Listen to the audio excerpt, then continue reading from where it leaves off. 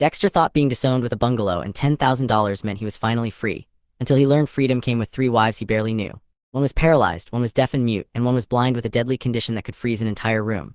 Worse, the money meant to support them began disappearing at $500 per syringe, while the public branded him a bastard who had scammed 3 powerful families. Then the Red Fang crew arrived for the last $5,000 and threatened to sell the women. Dexter was only an awakened level 1 with an F-rank affinity. His enemy was level 3. So why did the system awaken only after Dexter sacrificed everything to protect his wives? And what kind of return could possibly justify investments that demanded affection from 3 people? But even after Dexter gained fire abilities, healing cuisine, relics, and a 100-fold multiplier, the real danger remained hidden. A warning revealed that the wives' dungeon disaster may have been an assassination attempt, and soon, monsters would breach the bungalow. Then Dexter noticed something impossible. 16 beasts attacked his home, yet the neighboring houses were untouched. Who or what had protected them? As the sun set over the city, Dexter stood outside a small bungalow while a limousine waited in front of him. A butler stepped out, handed him the house deed, a worn key, and $10,000, then delivered the Ashford family's final message. From that moment on, they would have nothing to do with him. Dexter barely had time to react before the butler returned to the limousine and drove away. For most of his life, Dexter had been treated as less than a member of the Ashford family. He was the bastard son of the wealthy household, born to a slave mother who died giving birth to him. His F-rank mana affinity made the family consider him useless, since someone with that level of talent was never expected to become a hero. Although he had been born into a powerful family, he was hidden away and treated like a servant. So when the Ashfords offered him freedom in exchange for signing a contract, Dexter accepted without knowing the full condition. Now he finally understood what that condition was. He had to marry 3 women. The wedding had taken place only 30 minutes earlier, and the 3 brides were still standing behind him in white gowns.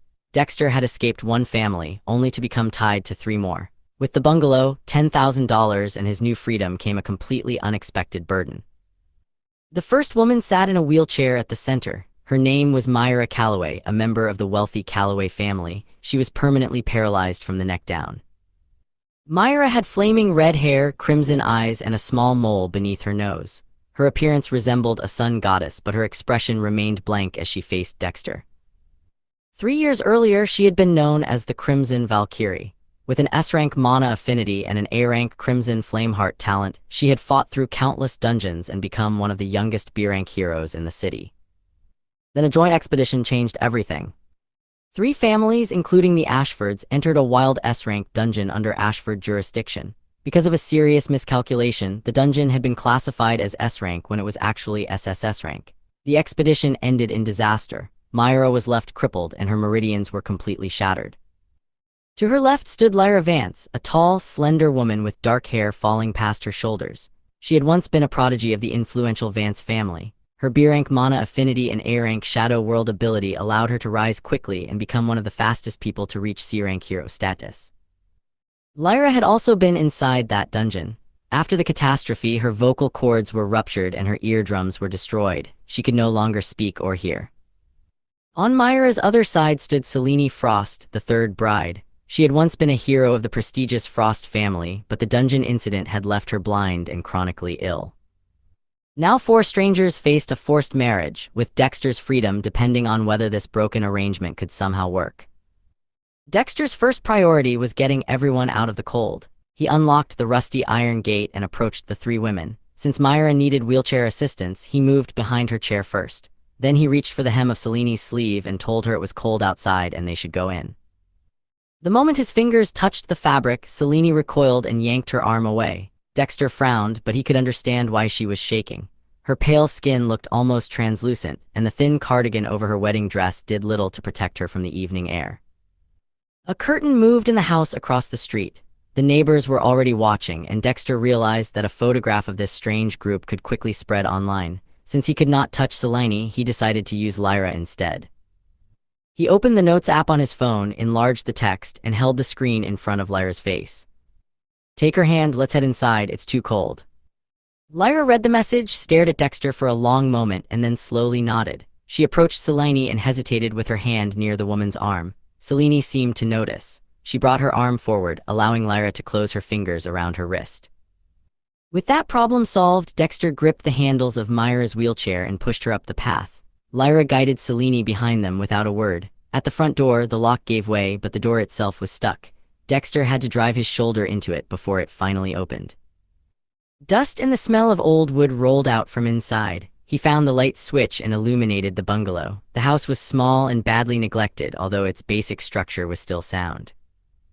3 sagging sofas faced an old television, while a wooden dining table stood nearby with 5 chairs. A shelf held dusty paperbacks, and the wallpaper was peeling away around the corners. Dexter left the women in the living room and checked the bedrooms. There were only 2. One was slightly larger, but both contained little more than a bed, a nightstand, and a barred window covered by dirty curtains. 2 rooms for 4 people created an immediate problem. Sharing one room would normally be simple, but nothing about this marriage was normal. Dexter decided to use the smaller room for himself and combine the beds in the larger room for the 3 women. Each mattress was wide enough for 2 people, so pushing the beds together created enough space. He found extra blankets in a closet that smelled of mothballs and spread them across the gap between the mattresses. His own room was now empty, but a storage closet contained a hand-crank air mattress. After pumping it up, he covered it with a blanket. "This should be all right for tonight," Dexter muttered. "Tomorrow, I'll make other arrangements." When he returned to the living room, the women were still exactly where he had left them. None of them had moved. Dexter leaned against the doorway and told them the beds were ready and they could go get some sleep. No one responded. His frustration lasted only a second before the reality struck him. One woman could not hear him, another could not see, and the third could not move without assistance. Dexter gritted his teeth, turned around, and walked back toward his empty bedroom. He needed 5 minutes of silence to process the situation. He had been disowned, married to 3 strangers, abandoned in a decaying bungalow, and left with $10,000 and no plan. The caregiving reality was already overwhelming him. About an hour later, Dexter returned after washing his face with cold water from the kitchen tap. He had calmed down enough to deal with the immediate problem, getting everyone to bed. He typed a note on his phone. "Let's go to bed, bring Selene with you, I'll handle Myra." Lyra focused on the message, then looked at Dexter long enough to make him uncomfortable. After that, she nodded. She went to Selene and guided her toward the bedroom, keeping one hand around Selene's elbow and the other at the small of her back. Dexter moved toward Myra. She was still sitting in her wheelchair, and she had not looked at him once since the wedding. Dexter crouched in front of her and warned her that he was going to pick her up. Myra's eyes trembled, but she did not answer. He lifted her from the chair. She was surprisingly light, almost as if she had not been eating properly. Dexter carried her through the doorway and into the bedroom. Lyra had already settled Selene on the far side of the bed, leaving the empty side for Myra. He lowered Myra onto the mattress. Then, for the first time, Myra turned her head and looked directly at him. Her ember-colored eyes were dull, and her expression carried no trust. She pointed out that it was their wedding night. Since she was completely paralyzed and could not resist him, she bitterly told him he could do whatever he wanted. Dexter was stunned. He had expected exploitation from his family, and Myra clearly expected the same from him. The situation was absurd enough that he briefly felt heat rise in his neck, but it was not lust that he felt. Myra noticed anyway. Her lips curled into a cold smile as she mocked him further, asking whether he wanted all 3 women. One was blind and would not know if he was small, while the other could see everything but could not tell anyone. Convenient, isn't it? On the far side of the bed, Selene quietly pulled a slightly bruised apple from her sleeve and began eating it. Dexter rejected Myra's reverse psychology. He said he had not planned anything, and even if he wanted intimacy, he would not choose someone who could not move. Then he made his position clear. He wanted affection to be voluntary, not forced. He told them to sleep and said they would figure out the rest tomorrow. After switching off the light and closing the door, Dexter returned to his room, already wondering how he was supposed to support 3 disabled wives when he could barely take care of himself. Dexter tried to sleep, but sleep refused to come, just as it had for his father. With nothing else to do, he spent the entire night cultivating with the starlight meditation technique. The technique drew mana from the sun and stars to increase cultivation.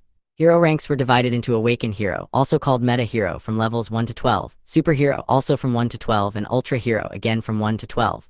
Above those were Transcendent, Supreme, and Legend, with the first 2 each divided into Initial, Mid, Advanced, and Peak stages. The problem was Dexter's F-rank mana affinity, which was comparable to that of an ordinary human. For him, absorbing mana was like trying to catch a fish with greasy hands. Most of it simply slipped away, leaving him with little progress by morning. Still, the meditation had another benefit. It cleared his mind and calmed him down. When daylight arrived, Dexter felt relaxed, calm, and refreshed despite gaining almost nothing from the cultivation itself. After stretching and popping his spine, he washed, brushed his teeth, showered, and dressed in a gray t-shirt with dark joggers. Then he went to the small, outdated kitchen and searched through the cupboards. He found rice, eggs, dried mushrooms, and soy sauce. Remembering the wedding gift boxes near the entrance, he carried them into the kitchen and unpacked them. Most contained useless jewelry, but some held practical supplies including dried grains, canned soup, instant noodles, tea, and brown sugar. Dexter used what he had to prepare rice porridge with dried mushrooms and soft-boiled eggs. He placed 4 bowls, 4 spoons, and 4 cups of hot tea on the table. Then he entered the master bedroom. Myra was already in her wheelchair by the window with tangled hair and a wrinkled wedding dress. Selene lay awake on the bed, staring at the ceiling, while Lyra sat upright with her hands folded in her lap. Dexter typed a message telling Lyra that breakfast was ready and asking her to help Selene to the table. Lyra read it, then pointed at her mouth. Dexter finally realized none of them had brushed their teeth, washed their faces, or bathed. He gathered toothbrushes, toothpaste, soap, lotion, and a comb. Since Lyra could not hear spoken instructions, he handed her an electric toothbrush after preparing it, then gave another to Selene. Myra was less cooperative. Dexter told her to open her mouth, and when she argued, he awkwardly slid the toothbrush between her teeth and switched it on. She glared while foam gathered at her lips. He held out a basin and said, "Spit." Myra did and deliberately splashed his wrist. Dexter was stunned by Myra's deliberate splash. Her hostility was clearly covering something more vulnerable, but she still found ways to attack him whenever she could. He shook his head, brought a bottle of water to her mouth, and told her to rinse. Myra smirked, drank, rinsed, and spat the water into the basin. Dexter carried the toiletries to the bathroom, washed his hands, and returned to her wheelchair. He asked whether she wanted help using the restroom or preferred to bathe first. Myra refused to look at him. Instead, she stared at the wall and pointed out that she was paralyzed, as if he had somehow missed the obvious. Dexter answered that he would call Lyra to assist her, then started to leave. A quiet, hesitant don't stopped him. Dexter froze. He wasn't sure what Myra meant. Did she actually want him to help? The thought made him uncomfortable. After the way she had accused him of being a pervert the previous night, assisting her with something this intimate could easily make things worse.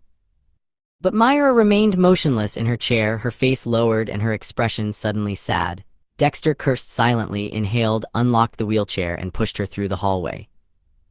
The bathroom contained a toilet, a sink, and an old clawfoot bathtub. Dexter had scrubbed the tub earlier and heated the water, so everything was ready. When he asked which came first, Myra quietly chose the toilet. She was still wearing the wedding dress. Dexter knelt, wrapped one arm around her waist, and lifted her carefully. He lowered the back zipper, revealing a sports bra and cotton briefs, but he deliberately kept his expression and attention controlled.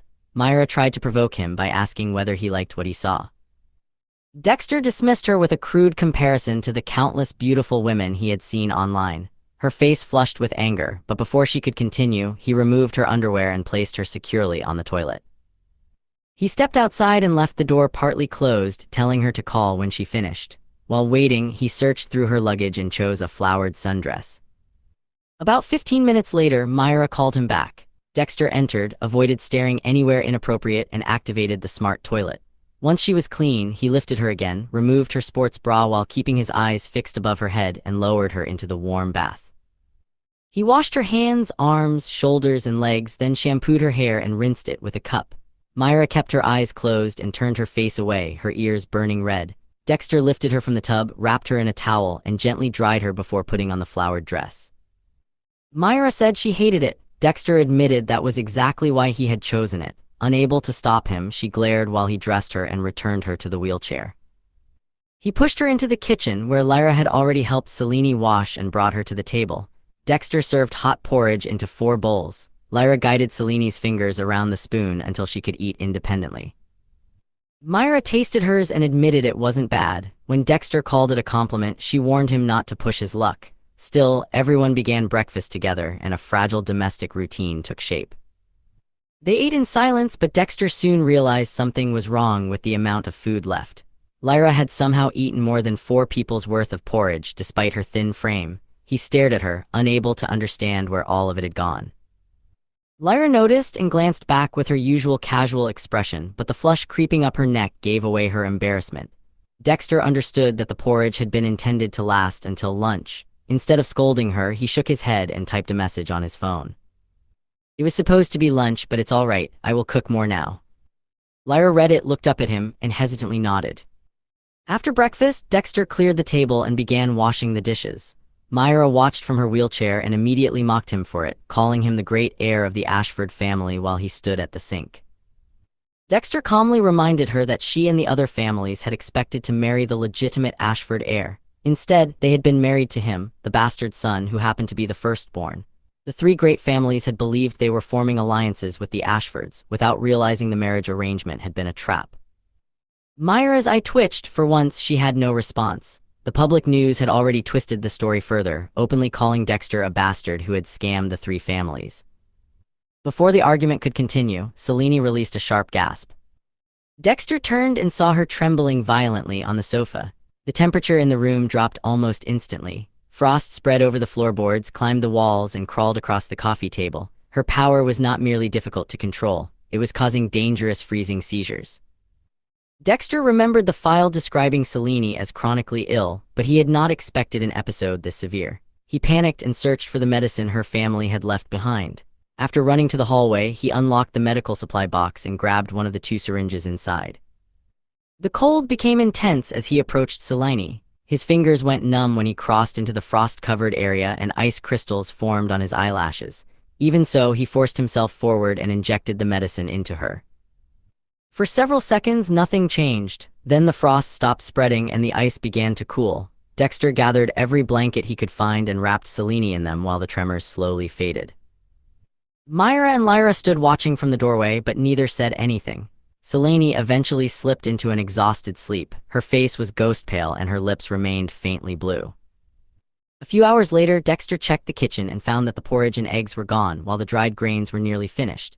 With Lyra's appetite, the household would run out of food by dinner. He told Myra he was going to the market and ordered her not to open the door for anyone. He sent Lyra the same instruction, checked that Selene was still sleeping comfortably, and left. The corner store was only 3 blocks away, but Dexter kept his head down. The shopkeeper recognized him from the news and sneered, repeating the accusation that he was the bastard who had scammed 3 girls into marrying him. Dexter ignored the insult and gathered rice, vegetables, oil, salt, and pork. The shopkeeper then charged him $10 per pound, twice the market price, because Dexter's reputation had made him an easy target. Dexter paid rather than argue. On the way home, he entered a medicine store and bought a week's supply of Selene's suppression syringes. Each one cost $500. The purchase drained his funds at an alarming rate, and Dexter's remaining money rapidly began to disappear. Dexter returned home within the hour and found his 3 wives in the living room. Lyra and Myra were staring into space as usual, while Selene remained asleep on the old couch. None of them even turned toward him. Seeing them like that, Dexter imagined what they must be feeling. All 3 had once stood at the peak of their lives, but now they had been abandoned with someone considered useless. He pushed the thought aside and calculated their remaining money. Only about $5,000 was left. At their current rate of spending, they would be broke in 2 weeks, possibly sooner. That evening, Dexter sat alone in the small backyard while the neighborhood hummed around him. He closed his eyes and cultivated, drawing ambient mana toward his body. But even though the technique gathered mana like a bucket drawing water from a well, he still could not absorb any of it. His thoughts returned to money. He needed a job, but his F-rank ability, lack of formal combat training, and Ashford disgrace made legitimate work nearly impossible. The only jobs he might qualify for were low-level dungeon porter or scout positions. However, even those required a basic hero license. And to obtain that license, he first needed to clear at least 1 dungeon. That left Dexter trapped. He needed money to survive, but he needed a license before he could access the work that might provide it. With no immediate solution, he opened his eyes, looked at the dark sky, and decided he would figure it out tomorrow. The next morning, Dexter prepared another simple breakfast of rice porridge, pickled vegetables, and tea. He was setting the table when 3 heavy knocks shook the front gate. He told his wives to stay inside, then went to open it. A huge man immediately burst through the entrance. He was tall and built like a door, with a white beard, a leather jacket, and a gold tooth showing through his grin. The moment Dexter sensed his mana, he recognized the gap between them. The man was an Awaken level 3. The three men behind him were level 2 and level 1, yet even those thugs outclassed Dexter. Fighting them was impossible, so Dexter chose not to provoke them and asked what they wanted. The large man introduced himself as Craig and announced that the neighborhood belonged to the Red Fang crew. Since Dexter was new, Craig said he would explain the rules. Residents paid a monthly protection fee, and the crew supposedly protected them from monster invasions. When Dexter asked how much, Craig named $5,000 for the first month. Dexter immediately said he did not have that much left. Craig laughed. He knew about the $10,000 the Ashfords had given Dexter as a parting gift, and he clearly believed some of it remained. Then his attention shifted from Dexter to the three women. Myra sat in her wheelchair while Lyra and Selene remained indifferent to the intruders. Craig looked over all three of them, making it clear that he was targeting more than Dexter's remaining money. Dexter clenched his fists. The cash in that envelope was all they had left. If he handed it over, the four of them would not survive for long, but refusing could lead to something much worse. "Take the money and leave," Dexter said, pulling the envelope from his pocket. "It's all I have." Craig's men began moving toward the women instead. One of them looked over Lyra, Selene, and Myra with open greed. "Boss, these girls are high quality. We could use them for a while, then sell them to wealthy clients. Nobles pay top credit for women like this."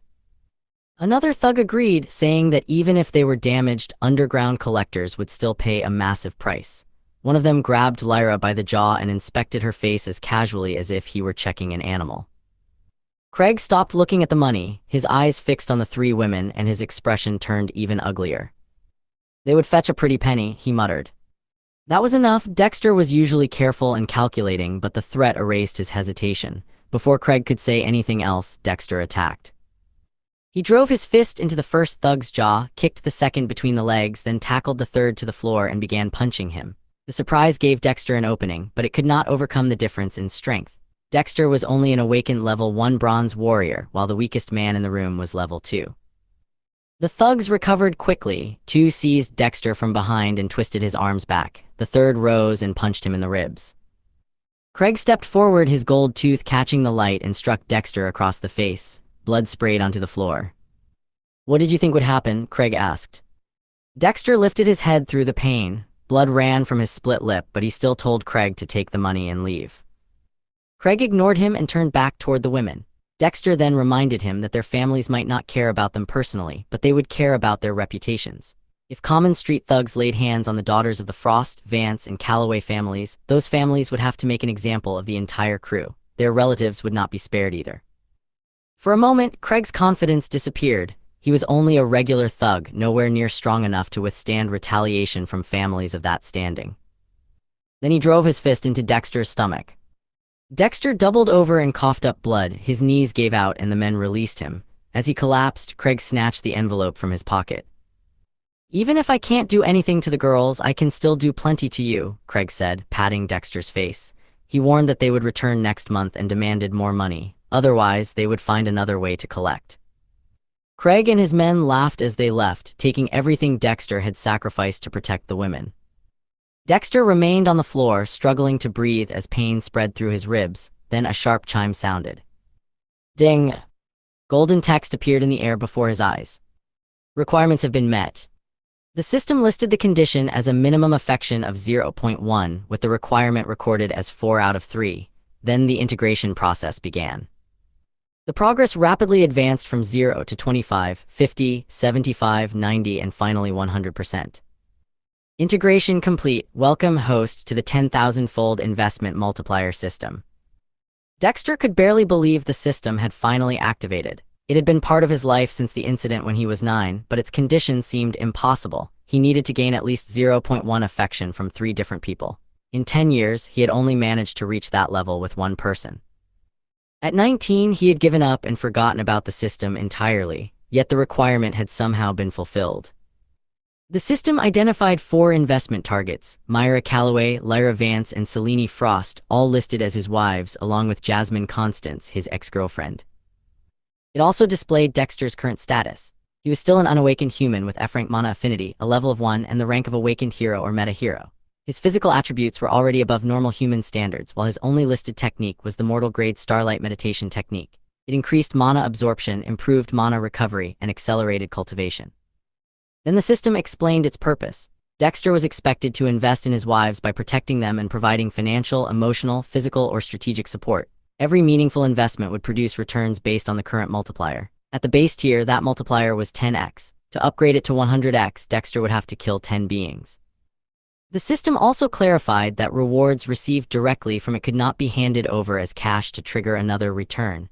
However, those rewards could be used to buy food, medicine, items, or assets for the women, which would count as genuine investment. Next, it assessed Dexter's recent sacrifice. He had spent all of his liquid assets, 5,000 credits, to neutralize an immediate threat to the three women. He had accepted physical violence and placed their safety above his own welfare. Their reactions were also recorded. Myra showed signs of emotional disturbance, Lyra's cortisol dropped by 12%, and Selene voluntarily suppressed her frost generation for 3.2 seconds, the longest conscious suppression recorded. The system calculated the 10x returns, 50,000 credits, an F2E rank mana affinity upgrade, an awakened E rank enhanced hearing talent with a 200-meter range, 10 months of compressed mana refinement, and a royal grade flame demon bloodline. Then it asked Dexter whether he would accept the rewards. Myra's flat voice pulled Dexter out of his shock. He steadied himself against the peeling wallpaper, wiped the blood from his mouth, and gave a bitter laugh. I had no other choice. Myra's expression hardened. She told him he was too weak, and Dexter immediately shot back that she was no stronger herself. But Myra ignored the retort and closed her eyes, retreating into her own thoughts. Lyra studied Dexter briefly as if trying to understand something about him, then gave up and turned toward the window. Selene did not move from the sofa at all. Even when the thugs had arrived, she had remained completely closed off. Dexter assumed they were disappointed in him. However, the system's readings suggested otherwise. Beneath their cold expressions, their emotional responses had been registered as meaningful returns. That contradiction left him with no time to dwell on their reactions. He dragged himself into his cramped bedroom, sat cross-legged on the airbed, and closed his eyes. The golden system prompt remained visible in the darkness. It offered him 5 rewards, $50,000, an increase in mana affinity from F rank to E rank, an awakened E rank enhanced hearing talent with a 200-meter range and sound differentiation, 10 months of compressed mana refinement, and a royal grade flame demon bloodline. Dexter stared at the confirmation prompt with trembling hands. He had spent his entire life believing he would remain an unawakened nobody, yet the 3 girls he had considered burdens had become the reason his system activated. He gave his answer. Accepted. A notification immediately sounded from his phone. Dexter checked his Samsung Galaxy 9 and saw that $50,000 had been deposited into his bank account. It's actually real. Before the shock could fade, an invisible force exploded outward from his chest. Something inside him snapped open, like massive chains breaking free. His heart began pounding with the force of a piston. Each beat vibrated through the airbed and into the floor. Then every pore on his skin opened, drawing in the surrounding mana. An invisible vortex formed around him as raw energy flooded into his body. The mana forced its way through his empty meridians, filling them for the first time. His bones popped from his toes to his skull, the sounds cracking like firecrackers inside his body. His muscles tightened and hardened under the sudden influx of power. Dexter felt lighter than he ever had before. The sluggish heaviness he had accepted as normal was suddenly gone. The system confirmed that the 10 months of compressed mana refinement had been integrated. His cultivation then advanced from awakened hero level 1 to awakened level 2. The pain in his ribs faded into a warm, solid pressure, and for one moment, Dexter thought the breakthrough was complete. Then a terrifying heat erupted inside him. The flame demon bloodline had begun integrating. The heat intensified until it felt as though liquid fire had been poured straight down Dexter's throat. Steam rose from his skin, while the blood in his veins seemed to turn into molten lava, boiling as it rushed through his newly widened pathways. Dexter's teeth slammed shut. He bit his tongue to keep from screaming as sweat poured from his forehead and sizzled against the dusty wooden floor. The pain consumed every nerve in his body. It felt as though his cells were being torn apart and rebuilt at the same time. Deep inside his chest, his cellular structure began to change. A dark, powerful demonic essence was weaving itself into his human DNA, fusing with his flesh and bones. This was not simply an increase in cultivation. The flame demon bloodline was reconstructing him from the inside out. Then, as suddenly as it had appeared, the heat vanished. A wave of hot air burst from Dexter's body, carrying a faint scent of sulfur and ash before fading into the corners of the room. He slumped onto the bed and panted heavily, but his eyes shone with stunned excitement. The system confirmed that the royal-grade flame demon bloodline had been successfully integrated. Every one of his basic attributes received a permanent bonus of 2 points, giving him a stronger foundation even before he used any of the bloodline's abilities. The first passive skill was fire resistance, allowing him to resist 20% of all damage caused by fire-based attacks. The second was flame will, which allowed him to conjure and control basic flames with his personal mana. His first active skill was Scorching Fury. When activated, it increased his overall physical strength by 50% for 3 minutes. However, it consumed 20 mana per minute and carried a 24-hour cooldown, so Dexter could not use it carelessly. Next came Flame Demon Transformation, which could awaken the bloodline and grant him 1% of a true Flame Demon's power. That ability remained locked because his cultivation level was still too low. Flame Slash was immediately more practical. It released a destructive blade of concentrated fire with 200% of his attack power and speed. The cost was 20 mana per strike, followed by a 24-hour cooldown. Finally, Flame Burst Step gave him a sudden movement boost, increasing his velocity by 300% for 1 second. It cost 30 mana per burst and could be reused after 10 seconds.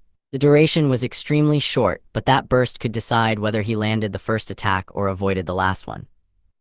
Dexter had spent his life unable to fight back. Now, even with his transformation locked and his strongest techniques limited by mana and cooldowns, the bloodline had finally given him the means to do it. Dexter closed his eyes and focused on his ears. The effect was immediate. The world around him filled with sounds that had been completely invisible before. He could hear a faucet dripping in the kitchen, 3 walls away, and dry leaves scraping against the backyard fence. Then he separated the sounds inside the living room and identified 3 different heartbeats.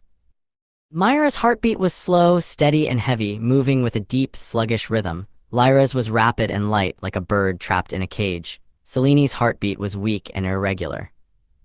Satisfied with the test, Dexter stood up. His movement was smoother than before, and even his joints no longer made noise. He went to the bathroom, removed his sweat-soaked clothes, and stepped beneath the hot shower. When he looked at his reflection in the fogged mirror, the changes were obvious. The purple bruise on his jaw had disappeared. The deep pain in his ribs was gone, leaving only a faint red scratch on his side. His body also looked more fit, with tighter and more defined muscles. After drying off and changing into a clean black shirt and gray joggers, Dexter returned to the hallway. He decided to check whether the women needed anything. The moment he entered the room, Myra, Lyra, and Selene all turned toward him at exactly the same time.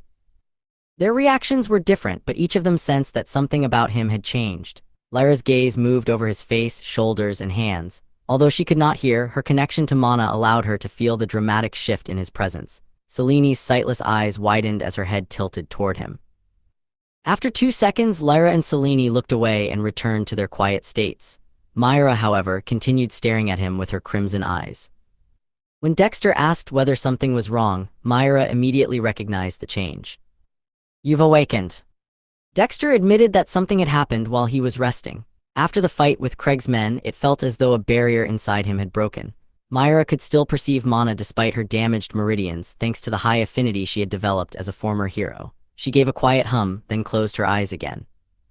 Before leaving, Dexter opened the system interface and focused on Myra's name under the investment targets. A detailed panel appeared. It revealed that Myra had once been an A-rank hero and had reached Superhero Tier 7. Her current level was Awakened Tier 4, but only 12% of her mana remained, and it was sealed. The rest of the information was far worse. 89% of her meridians were damaged. She was paralyzed from the neck down, suffering chronic nerve pain, muscle atrophy, and an unstable core. Her mental state was listed as depressed, suicidal, angry, hateful, and in pain, with only a slight trace of amusement. Dexter realized that her bitterness had never been simple hostility. The system gave him a glimpse of the suffering she had been hiding every day, unable to move even a finger to ease the pain. Then Myra sensed his stare and lightly challenged him, but before Dexter could answer, a sharp, choked gasp from Selene shattered the silence. Selene Frost, sitting on the far edge of the old sofa, suddenly stiffened. Her breath caught in her throat, followed by a soft, wheezing sound. Dexter recognized the signs immediately. Another icy seizure was beginning. "Selene!" The temperature in the small living room dropped at once. Dexter's breath became thick white clouds while frost rapidly spread across Selene's pale skin. The ends of her dark hair turned stark white and thin sheets of ice crawled over the sofa, down its wooden legs and across the floorboards. Because Selene was sitting at the very edge of the cushions, the convulsions quickly made her lose balance. Her body tilted forward and her sightless eyes widened in silent panic. Directly in front of her was the sharp edge of the low wooden coffee table. If she fell, the impact could easily fracture her skull or cause a fatal head injury. Dexter moved without hesitation. Flame burst step. 5 points of mana vanished from his core and heat burst beneath his feet. His speed tripled as he blurred across the room, reaching Selene just as her shoulders passed the edge of the seat. He caught her and pulled her shivering body back against his chest. The instant his skin touched her shoulders, an intense cold surged through his arms. Frost transferred from her cardigan to his sleeves, stiffening the fabric and turning it white. It felt as if countless ice needles were driving into his flesh, trying to freeze the blood in his hands. Dexter gritted his teeth and activated Flame Will. Heat surged from his palms, but the frost was so severe that his flames struggled to contain it. He then reached into his pocket and pulled out one of the emergency syringes he had bought from the pharmacy. Using his teeth, he removed the cap, pressed the needle against Selene's shoulder, and injected the warm, thick serum directly into her body. The seizure continued for 30 seconds, though to Dexter, every moment felt far longer. Gradually, Selene's violent tremors weakened. The frost stopped spreading across the floor, and the thin ice covering the boards began melting into small pools of water. When the episode finally ended, Selene collapsed against Dexter's shoulder and became completely unconscious. Her skin remained pale and damp, but her breathing had returned to a slow, steady rhythm. Throughout the entire episode, neither Myra nor Lyra turned toward them. Their lack of reaction made it seem as though they were already accustomed to Selene's seizures. Dexter carefully lifted Selene and carried her into the bedroom. He laid her on the large combined mattress, pulled 3 thick blankets over her, tucked them tightly around her body, and switched on the radiator.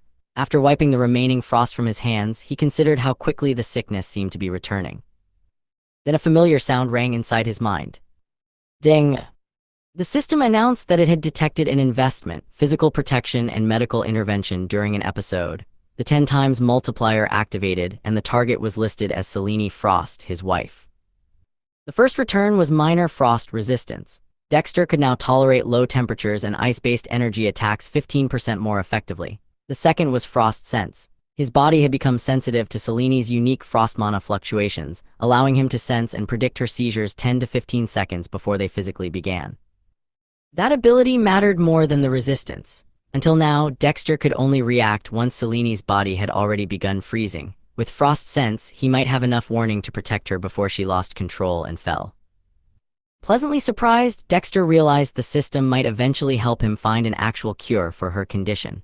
He closed his eyes and accepted the rewards, resolving to pursue that cure through the returns generated by future investments. As night fell over the quiet neighborhood, the mood inside the house changed completely. For the first time in years, Dexter felt genuinely happy. He hummed while moving around the kitchen, already thinking about how to use the system to help the 3 girls. Earlier, he had searched online for healthy recipes that could restore physical strength and gently soothe damaged meridians. He eventually chose a slow-simmered chicken and wild herb broth. He chopped fresh ginger, dry ginseng roots from the family gift boxes, and green onions. Then he washed a cup of pearl rice and let it cook slowly in a clay pot until the grains softened and released a thick, comforting aroma. Finally, he added mushrooms and tender shredded meat.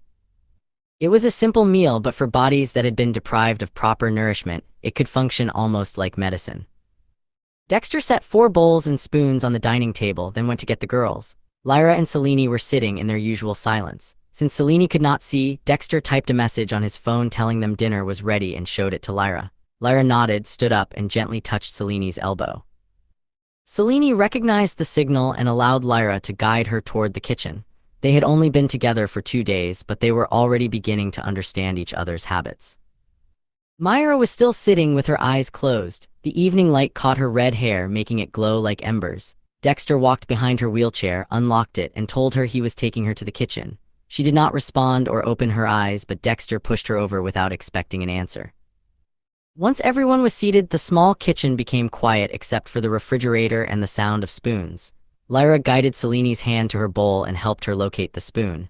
After that, Selene began eating on her own.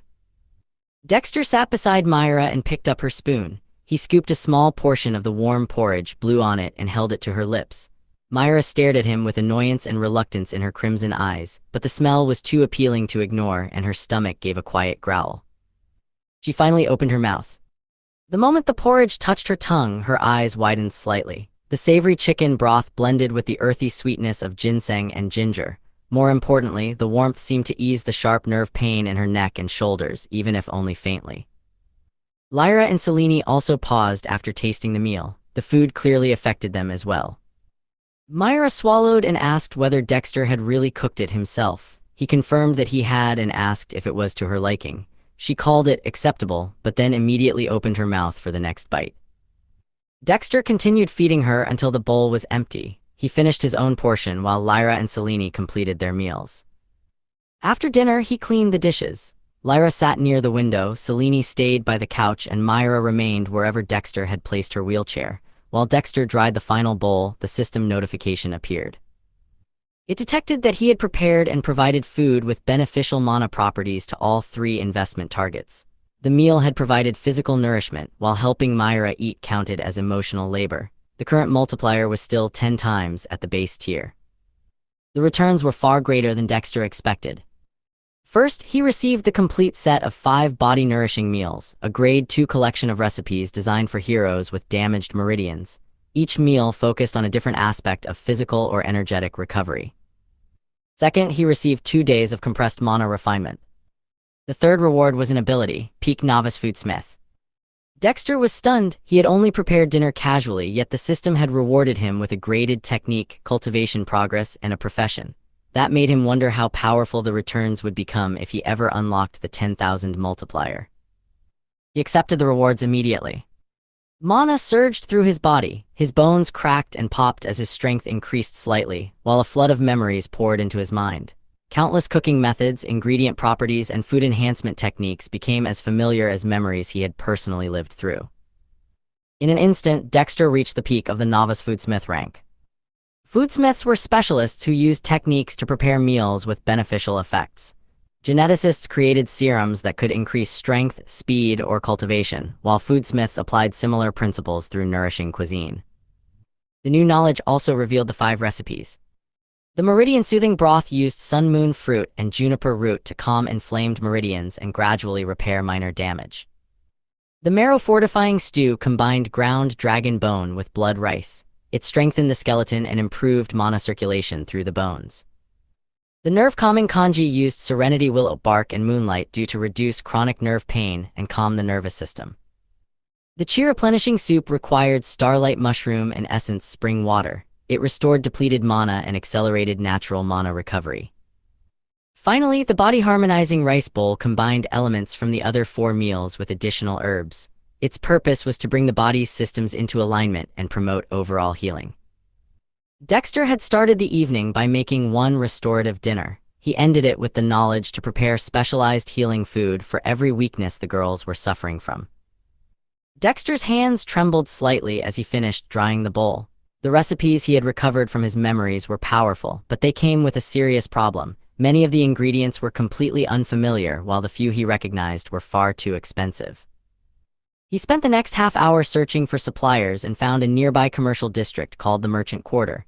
Most of its businesses sold equipment, potions, and cultivation-related materials. Tucked between a weaponsmith and a potion brewery was a narrow shop named Heaven's Taste, Cultivation Cuisine Supplies.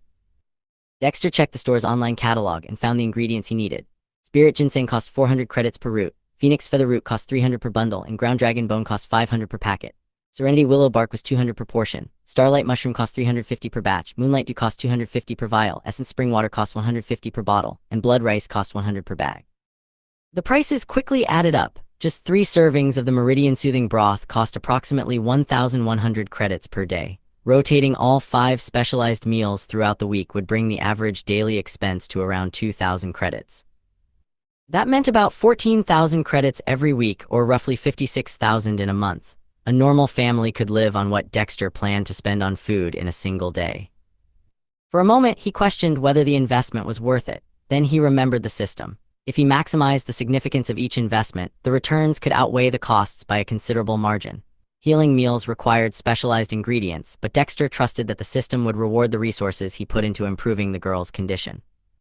The next morning, he woke early, dressed in a black hoodie and sweatpants, and walked for 40 minutes to the merchant quarter. The district was still quiet, with delivery trucks unloading crates while shopkeepers prepared for the workday.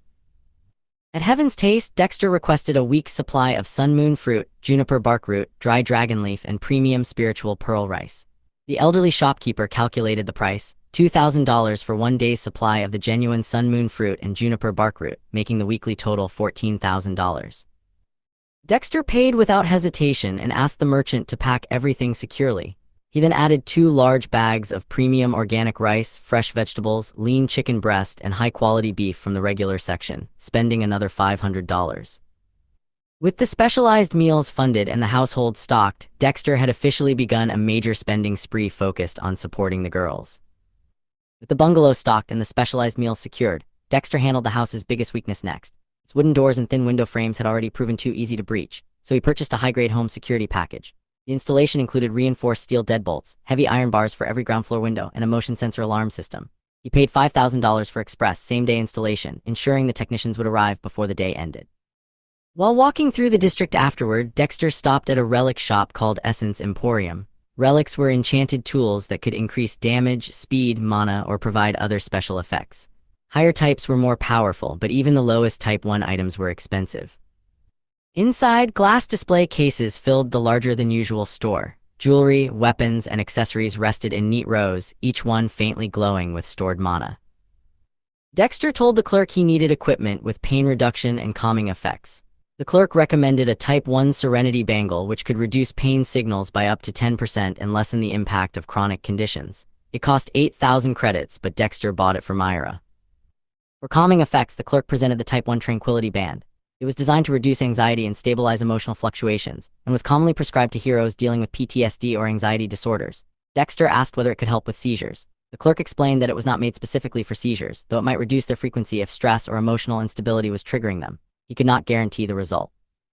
Thinking of Selene, Dexter bought 2 Tranquility Bands at 5,000 credits each, one for Selene and one for Lyra. He packed all 3 relics into their small jade boxes and put them in his backpack.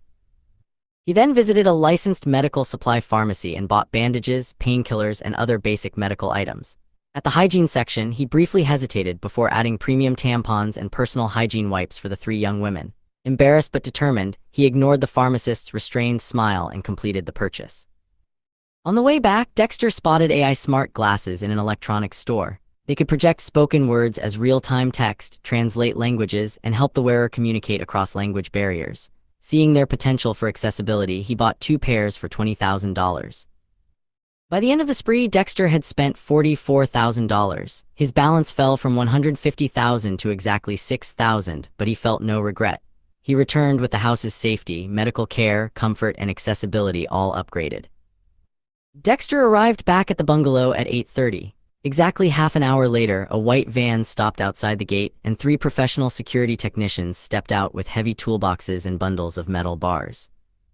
Dexter greeted them and guided them through the house. For the next 2 hours, drilling and metal clanging echoed through the bungalow. By 10 o'clock, every ground floor window had been reinforced with thick black iron bars. The front and back doors now had heavy grade 1 steel deadbolts along with digital keypad locks. The technicians also installed a small alarm panel beside the entrance. It was not a perfect security system, but if someone attempted another break-in, the alarm could at least notify the police. With the house more secure, Dexter went to check on the women. Myra was already awake and sitting in her wheelchair, likely with Lyra's help. Lyra sat quietly on the sofa, while Selene remained on the bed with her eyes open. Dexter took the first pair of AI smart glasses from his backpack and crouched in front of Lyra. But when he reached toward her, she flinched and pulled back slightly. Dexter immediately stopped, keeping both hands open and visible. Instead of forcing the glasses on her, he pulled out his notepad and wrote in large letters that they would translate his voice into text on the lenses. He asked her to try them. Lyra read the note, then looked at the sleek white glasses. Her expression barely changed, and she made no move to take them. Dexter waited before writing another message. "Please try them, I think they'll help." After a long pause, Lyra slowly reached out. Her fingers were cold as she turned the glasses over, examining them from every angle. Finally, she put them on. The lenses flickered as the AI activated. The clerk had already calibrated them, so Dexter did not need to adjust anything. He cleared his throat and asked whether she could see the text. His words appeared across Lyra's lenses in real time. "Can you see the text?" Her eyes shifted as she read the message. Then she looked back at Dexter. The change in her expression was extremely subtle, but Dexter noticed it immediately. The glasses were working. He explained that if she wanted to answer, she could type a message on her phone. The glasses would then read it aloud using their text-to-speech function. For the first time, Lyra had a practical way to communicate with him directly. But she did not respond. She stared through the glasses for a moment, then lowered her gaze and clenched both hands in her lap. Dexter wondered if he had moved too quickly or made her uncomfortable. Rather than pressure her, he stood and turned his attention to Selene. He carried over the second pair and sat beside the bed, keeping his voice low. These glasses also had an active AI assistant, but Dexter had installed the bungalow's schematic into them. They could constantly scan the surroundings and use bone-conducting sound to guide Selene through the house. The system could tell her where she was, locate doors, explain how to reach different rooms, and even count the steps to places such as the kitchen. It was designed to help her navigate safely despite her blindness. Selene remained completely still, her pale skin almost translucent in the morning light. She gave no sign that she wanted to use them. After waiting, Dexter placed the glasses carefully on the sofa cushion beside her hand. "I'll leave them here, try them whenever you're ready." Neither woman immediately accepted the new devices. Lyra left hers on the living room table and Selene's remained untouched beside her. Dexter did not comment on their hesitation. Instead, he went to the kitchen to prepare something far more important. This time, he made the 5 body-nourishing meals from memory. The first dish was the meridian-soothing broth, a rare low-grade enchanted meal designed to coat damaged meridians gradually. According to the recipe, it could ease the constant nerve pain caused by severed pathways and restore a tiny amount of active mana circulation. Dexter removed the expensive ingredients from the insulated bags. He sliced the thick, pale root of the sun moon fruit into thin discs, releasing a sharp medicinal scent that cleared his sinuses. Then he ground the juniper bark root into a fine powder with a mortar and pestle. As the broth simmered, the kitchen filled with a rich aroma unlike the simple porridge he had prepared before. It smelled of mountain air, wild honey, and warm herbs. Dexter continued cooking for hours, carefully reducing the mixture until 1 o'clock. The finished broth had become thick and shimmering, with the appearance of liquid gold. A system notification confirmed that he had successfully made a grade 1 enchanted meal. Its listed effects were to nourish the body, moisturize the meridians, heal injuries, and calm the mind. Dexter ladled the hot broth into 3 small bowls and carried them to the dining table. His 3 wives were already seated there. He set the bowls in front of them, then sat beside Myra's wheelchair with 1 bowl in hand and a spoon ready. "Open," he said. Myra looked from his face to the bowl. Her crimson eyes narrowed as if she recognized what she was seeing but could barely believe it. "What is this?" she asked. "Meridian-soothing broth, the first of the 5 body-nourishing meals." Myra's eyes widened. She recognized the broth as a genuine grade 1 enchanted meal, and if Dexter had truly made it himself, then he had to be at least a novice foodsmith. Myra was full of surprises, but Dexter had no time to dwell on that. He fed her another spoonful of the meridian-soothing broth.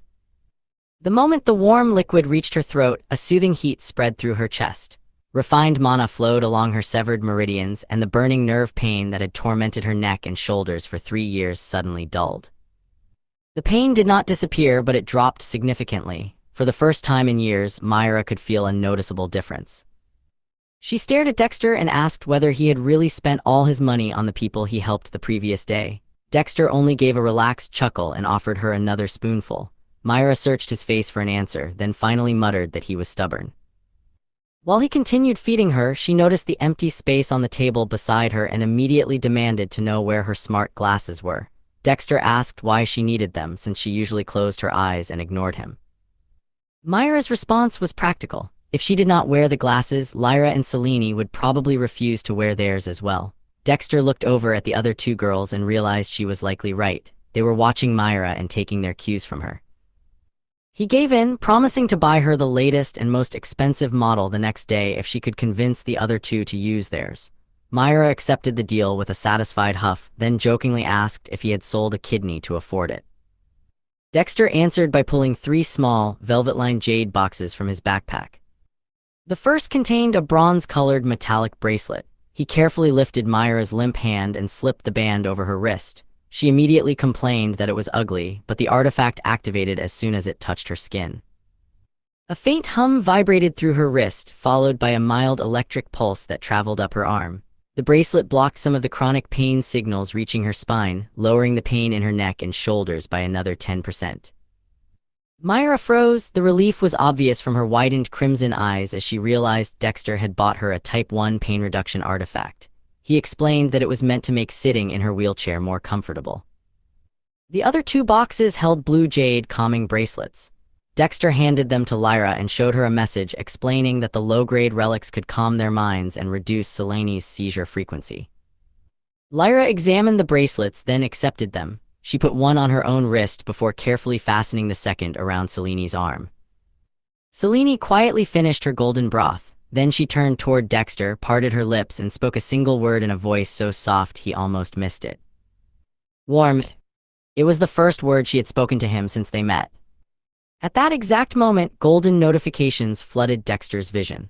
The system identified investments in physical, mental, emotional, and security-related areas, applied a tenfold multiplier, and began calculating the returns. A moment later, the calculation finished, and a massive reward package stood ready. The system then revealed the returns. Dexter's cooking advanced from novice at peak to early rank 1 master foodsmith, improving enchanted meal success, reducing ingredient waste, enhancing flavor extraction, and adding more meal effects. He also received the grade 2 body accelerating healing broth, which sped up recovery and doubled the effect of the 5 body nourishing meals when taken together. On top of that came 2 months of compressed mana refinement. The upgrades continued. Both Serenity Bangles became Type 2 relics, raising pain reduction from 10% to 20%. The Tranquility Band gained stronger mind-calming and brain-stimulating effects. His smart glasses could now charge through body heat, translate without internet, work 100 times faster, and detect mana signatures and aura fluctuations. Even the painkillers and home security improved, gaining 2 hours of pain elimination, a mana-sensitive ward, and a silent guild alert. Dexter accepted the massive power increase. Dexter's satisfaction disappeared almost instantly. His E-rank enhanced hearing caught the sound of a heavy engine idling outside the gate. After the recent security upgrades, he approached the front door cautiously, unlocked the reinforced deadbolt, and stepped onto the porch to see who had arrived. A massive bodyguard stood outside the gate in a tailored black suit and dark sunglasses. His hands were folded in front of him, and his posture made it clear that he was there to protect someone important or prevent anyone from getting close. Behind him sat a long black Rolls-Royce. Its rear door opened and another bodyguard stepped out with a large black umbrella. He helped a woman onto the cracked asphalt before she began walking up the concrete path. She appeared to be in her late 30s, but her pale, flawless skin made her look far younger. Long raven black hair fell around her shoulders, streaked with silver at the temples. Her sharp cheekbones, winter blue eyes, and expensive dark dress gave her an aristocratic appearance. Every movement carried the cold authority of someone accustomed to being obeyed. Dexter recognized her immediately. Stepmother. Valentina Ashford was Aldrich Ashford's primary wife and the current head of the Ashford family's household. She was also the person who had engineered Dexter's abusive isolation from childhood.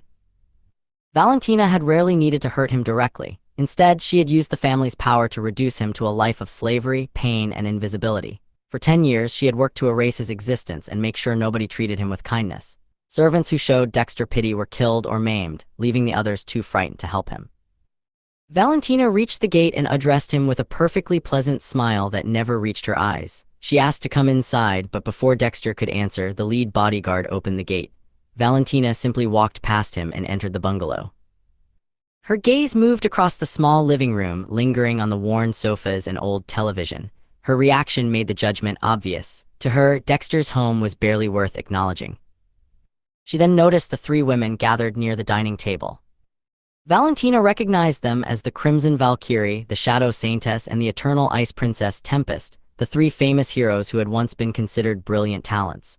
With deliberate contempt, she described their current condition as a waste and mocked them for being married to a useless bastard. She also implied that Aldrich had been generous by allowing Dexter to marry them at all. The 3 families had pleaded for the arrangement, and the Ashfords had accepted it despite Dexter's status. Dexter did not let the insults distract him. He reminded Valentina that he no longer had ties to the Ashford family and could have her arrested for trespassing. he demanded to know what she wanted. That finally stripped away some of her polite expression. Valentina explained that Aldrich was concerned about the safety of Dexter's 3 wives. The family had heard about the recent attack by the thugs, and she had come to deliver a warning.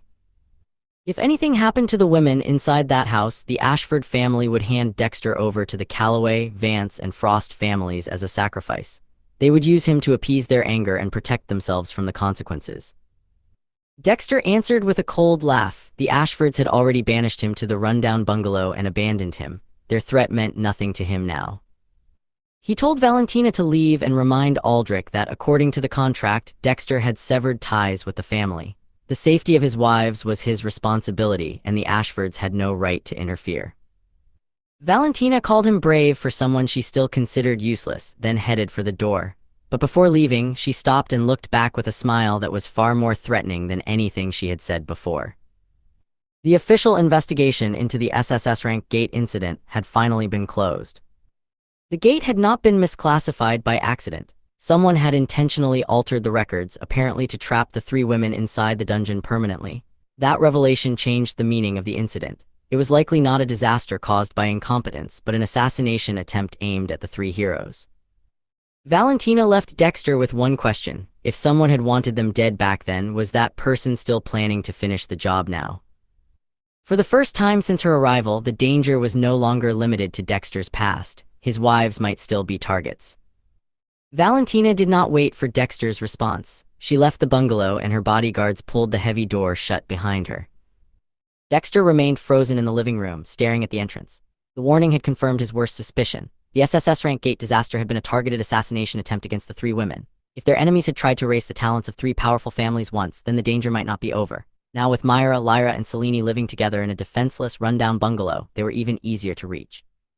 From the table, Myra gave a cold snort. She had not looked at Valentina even once during the visit, keeping her eyes closed in her wheelchair as if she had been asleep. If you hadn't realized that already, husband, then you're even dumber than I thought. The insult only reinforced the conclusion Dexter had already reached. He needed to become stronger, and he needed to do it quickly. His newly awakened E-rank mana affinity and the flame demon bloodline gave him a foundation, but he still lacked formal combat techniques. He also could not afford the expensive monster nexus cores that could accelerate cultivation. Without a hero guild license, those resources were beyond his reach. The license itself required 3 steps: registration with the local hero guild, a physical test, and successful completion of a trial dungeon. That meant Dexter could not simply purchase power immediately. He first had to prove that he was qualified to enter the system that provided it. At the same time, the system offered another route. If he took care of his wives and provided for them, he could earn more investments. Those investments could eventually strengthen both his household and himself. His priorities became clear: protect the women, improve their condition, and build enough power to survive whatever came next. The following 3 days settled into a strict household routine. Dexter woke at 4:30 every morning, showered, dressed, and prepared breakfast. The meals were basic: rice porridge, eggs, and vegetables, but he infused each one with a thread of mana, repeating the method that had produced their first nourishing meal. At 6:00, he woke the women. Myra was already waiting in her wheelchair by the window, staring blankly ahead. Dexter pushed her to the bathroom, helped with her morning routine, and then took her to the kitchen. Lyra required a different method. Dexter sent a text reading, "Wake up," and held the phone in front of her face until she opened her eyes. After he gave her the glasses, the rest of her morning went more smoothly. Selene resisted the glasses because she found them humiliating. Dexter explained that Myra and Lyra were wearing theirs too, but she only accepted them reluctantly on the 3rd day. Breakfast remained mostly silent. Dexter fed Myra while Lyra ate by herself, though her appetite was large enough that he constantly had to prepare more food. Selene needed guidance, which Lyra helped provide. That evening, Dexter repeated the same routine. He prepared a simple dinner, fed Myra, and kept the meal quiet before moving on to bedtime care. He helped Myra into the bedroom in her wheelchair while Lyra guided Selene there. Once they arrived, he settled Myra into bed, arranged the blankets around Selene, and made sure Lyra was comfortable as well. After that, Dexter withdrew to his own room and cultivated until sleep claimed him. He continued this cycle for 3 straight days, maintaining the meals, nighttime assistance, and repeated healing investments without interruption. The rewards accumulated at an astronomical rate, and his progress accelerated with every passing day. By the following morning, the accumulated gains finally produced a major breakthrough. Dexter reached Tier 3 of the Awakened Hero stage. With his new level secured, he went to the backyard and began training, testing his strength through repeated punches as a Tier 3 Awakened Hero. As Dexter continued training in the backyard, throwing repeated punches to test his strength, his enhanced hearing suddenly picked up movement. He immediately turned toward the low fence separating his backyard from the neighbors. A girl was climbing over it and making her way into Dexter's yard. She looked about 16 years old, with messy brown hair and a face full of freckles. The teenager recognized him almost immediately. Dexter's notoriety was still public, and the news had made his marriage impossible to miss. Standing on the other side of the fence, she identified him as the man who had married the 3 cripple. Her words confirmed that even the people living nearby already knew who he was. Before Dexter could continue his training, a new neighbor had crossed the boundary and confronted him directly. The afternoon heat pressed down on the neighborhood while Dexter continued training in the backyard. A dog barked across the street, a car passed by, and the steady sound of his fists striking the punching bag filled the space between them. He had already been at it for 2 hours. Wearing a gray shirt soaked with sweat, he repeated the same combination, 2 jabs, a cross, and a hook. He raised his fists again and went through the sequence, but the final punch still pulled his body slightly off balance. After another attempt, Dexter wiped his forehead and took a long drink of water. "You're doing it wrong." Dexter nearly choked. He lowered the bottle and looked toward the fence. A girl was sitting on top of the wooden barrier separating his yard from the neighboring property. The fence was barely 2 inches wide, yet she sat there comfortably as if it were a chair. She looked around 16 or 17, with messy red hair tied back by a strip of cloth, freckles across her nose and cheeks, and sharp green eyes. Her blue dress and white apron suggested that she had either been baking or had just come from work.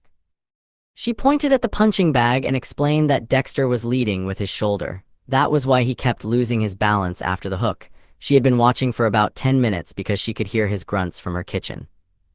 Then she swung her legs over the fence and dropped lightly to the ground.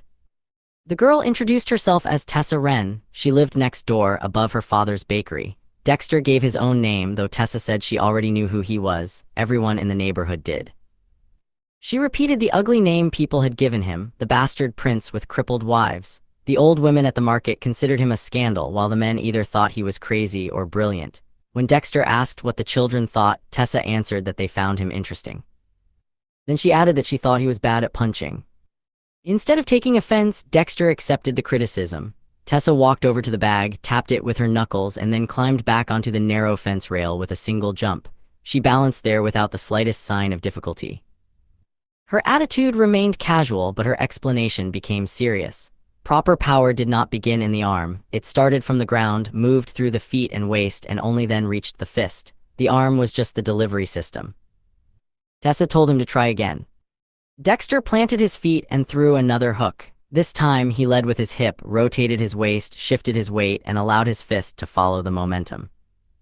The impact sounded completely different. Bang! The punch landed with a sharp crack, and Dexter raised an eyebrow at the result. Tessa called him a fast learner. He immediately tested the correction with 3 more hooks. Each strike produced the same hard sound, and each one sent the bag swinging farther than before. His improvement was immediate. A small adjustment to his balance and power transfer had changed the strength of the entire movement. Dexter then asked where Tessa had learned that technique. She only shrugged and said people in the neighborhood were not as simple as they seemed. That answer made him suspicious. Dexter focused on her and tried to read her energy wave. People who absorbed mana released energy that could be sensed and used to estimate their power, but Tessa gave him nothing. Her presence was as still as a calm lake. That left Dexter with 2 possibilities. She was an ordinary human with no energy to read, or she was powerful enough to conceal herself from him completely. Considering that she could stand naturally on a 2-inch fence rail, Dexter leaned toward the second explanation. He decided she was a hero. When he said so, Tessa did not confirm or deny it. She asked whether he meant awakened or super, but Dexter pressed the point, arguing that an ordinary girl could not balance like that. Tessa only smiled and claimed she might have good balance. She clearly had no intention of explaining herself. Before Dexter could question her further, Tessa turned the subject toward him. She asked whether he was training to become a hero. Dexter answered that it was something like that and returned to the punching bag, this time reducing the force of his strikes. Tessa warned him that he would probably die in his first dungeon. Dexter agreed. Even so, when she asked whether he was still going, he said he had to. His eyes shifted toward the house, where a faint figure could be seen through the kitchen window. It was probably Lyra. For a moment, Tessa said nothing. The traffic, the distant dog, and Dexter's controlled punches filled the silence. Then she lowered her voice and revealed the reason she understood heroes so well. My mother was a hero. Tessa explained that her mother had died in a D-rank Cyclops dungeon when Tessa was only 10 years old. She had been a B-rank hero, powerful enough that people said she could clear D-rank dungeons in her sleep. But dungeons did not care about rankings. One mistake, one wrong step, and even an experienced hero might never return. Dexter paused and offered his condolences. Tessa told him not to. In her view, hero work was nothing like the glorious version advertised by the Hero Association. It was ugly, dangerous, and most people who attempted it ended up dead or worse. The survivors were usually lucky, talented, or both. Then she looked directly at Dexter and pointed out that he was neither. Dexter accepted the insult with a dry thanks, making Tessa burst out laughing. Before leaving, she invited him to visit the bakery the next morning. They were preparing honey buns with a secret glaze, and she claimed they would help with recovery. Dexter barely had time to answer. Tessa dropped over the other side of the fence and disappeared into the neighboring yard, leaving him alone in the backyard. She was clearly more complicated than she appeared. Still, she had helped him without asking for anything in return. Dexter shook off the thought and went back to the punching bag, spending the next hour practicing the hook technique she had shown him. By sunset, he returned to the house sweaty and exhausted, but the training had left him feeling better. Myra was sitting at the kitchen table with her eyes closed, and she immediately teased him for talking to pretty young girls less than a month after getting married. Dexter reminded her that Tessa was 16 and only a neighbor. Myra countered that she was crippled, not blind, and had seen the way Tessa looked at him, as if he were a lost puppy she wanted to adopt. The teasing faded when Myra warned him to be careful about who he trusted. Everyone had an angle, she said, including Dexter. That made him freeze. Her words suggested that she knew he had some ulterior motive, even if she had misunderstood what it was. When Dexter asked what she thought his motive was, Myra gave the blunt answer that every man had the same motive. Dexter stared at her, then laughed for nearly 2 minutes. He told her she could not imagine how wrong she was. Myra responded by reminding him to call her whenever he needed the bathroom, then Dexter left to shower. After washing and changing, he sat on the air mattress and opened his system interface. The status confirmed that Dexter was now a Tier 3 Awakened hero, with C-rank mana affinity and level 3 strength. His attributes were Strength 75, Agility 85, Physique 75, and Mana 75. The extra 10 points in Agility came from the Hidden Needle effect. His C-rank mana affinity meant he could absorb mana more easily and cultivate faster. His strength was also 7.5 times that of an ordinary human, although those numbers were simply the normal base attributes for a Tier 3 Awakened. The system listed his 3 hidden Splinter Needle hairpins as Type 2 relics. Each granted 10 agility and possessed silent flight, allowing it to fly without sound or aura. Aimlock accuracy corrected the throw toward a nearby fatal point, while Ghost Needle launched the hairpin at tremendous speed, ignored 40% of physical defense, dealt greater damage against vital points, and returned automatically after attacking. Its cooldown was 30 seconds. 3 days earlier, Dexter had been an F-rank nobody with only 25 points in every attribute. His growth was frighteningly fast, but even that progress was still not enough. His thoughts shifted to the danger facing his wives. Dexter closed the system interface and sat quietly, his thoughts returning to Valentina's warning. Someone had already tried to assassinate his 3 wives inside that dungeon. The attempt had failed, but the assassins had not been identified, and there was no reason to believe the danger was over. Whoever had ordered the attack could simply try again with stronger people. That left Dexter as the only person standing between the women and their attackers. The problem was that Dexter was still only a Tier 3 Awakened hero. Any assassin capable of taking on powerful heroes would likely be around Tier 9, or possibly even an early superhero. Against someone at that level, Dexter calculated that he would not survive 10 seconds in a direct fight. He needed to grow stronger, and he needed a real weapon. The decorative broadsword he had received as a wedding gift looked impressive, but it was not a proper relic weapon. Dexter needed something that could channel his mana and amplify his combat ability. Unfortunately, genuine relic weapons were expensive, and buying one through a legitimate shop required a hero license.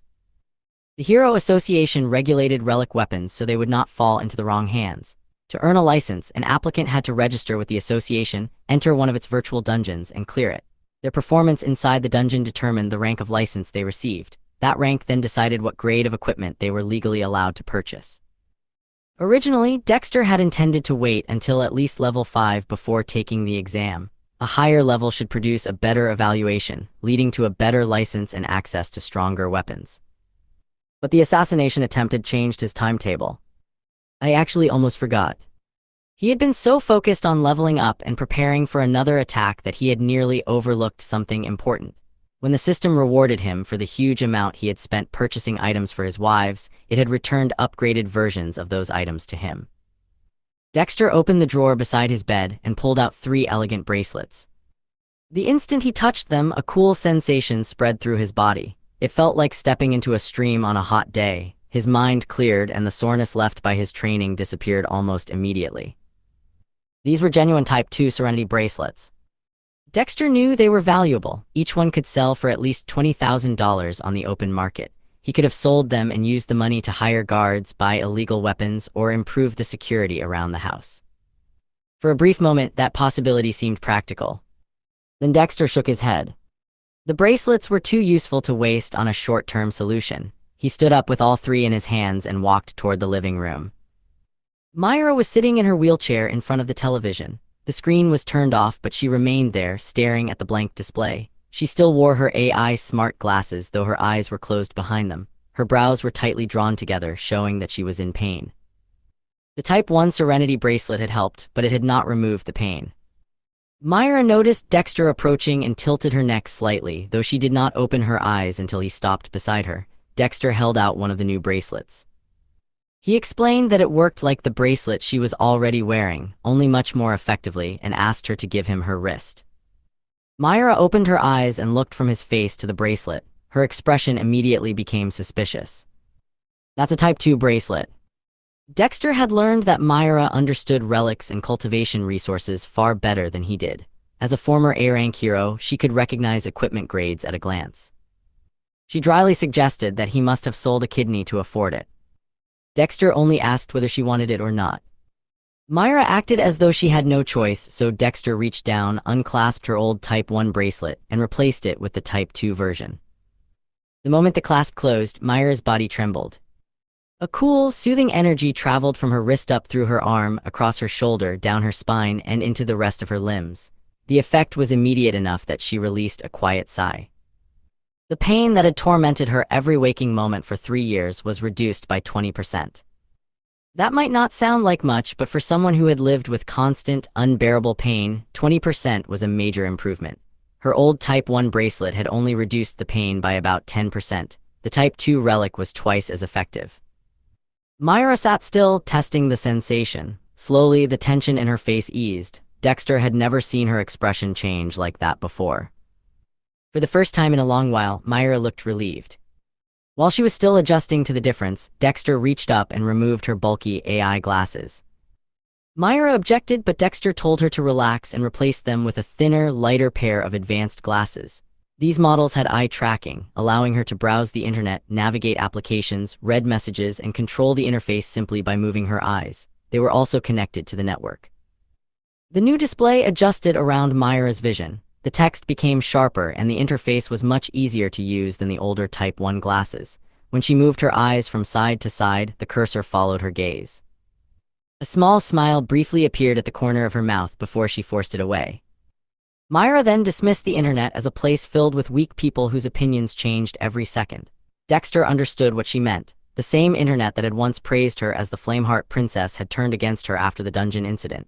She had gone from being celebrated as a hero to being condemned almost overnight. Myra closed her eyes again behind the new glasses and said nothing more. Dexter then approached Lyra, who was standing beside the living room window. He had noticed that she was almost always near a window, either standing or sitting. Since she could not hear the outside world, he wondered if watching the movement beyond the glass was her way of staying connected to it. He showed her the upgraded equipment, another pair of thinner AI smart glasses and a Type 2 Serenity bracelet to replace her old Type 1. The translation function in Lyra's current glasses converted Dexter's words into text. She looked at the new items, removed her old glasses, and put on the upgraded pair. Once the display calibrated, she replaced her bracelet as well. The Serenity bracelet did not produce a dramatic reaction like Myra's pain relief. Its effect was more subtle. Still, Dexter thought he saw Lyra's eyelid tremble and her shoulders relax slightly. He asked if it was working. The new glasses displayed the translated question along with 2 automated responses, yes or no. Lyra selected the first option and the glasses produced a robotic voice. Yes, it's working. Dexter smiled and handed her another pair of upgraded glasses and another Type 2 Serenity bracelet. These were for Selene. Selene still flinched whenever Dexter touched her, so he asked Lyra to take the items to her instead. Lyra looked at the equipment, then at Dexter, and nodded. She carried both items into the bedroom. 2 minutes later, she returned with Selene's old AI glasses and Type 1 bracelet and handed them to him without speaking. Dexter placed the replaced equipment into a small storage case. The old Type 1 items were still worth something, and he planned to sell them to a second-hand relic dealer.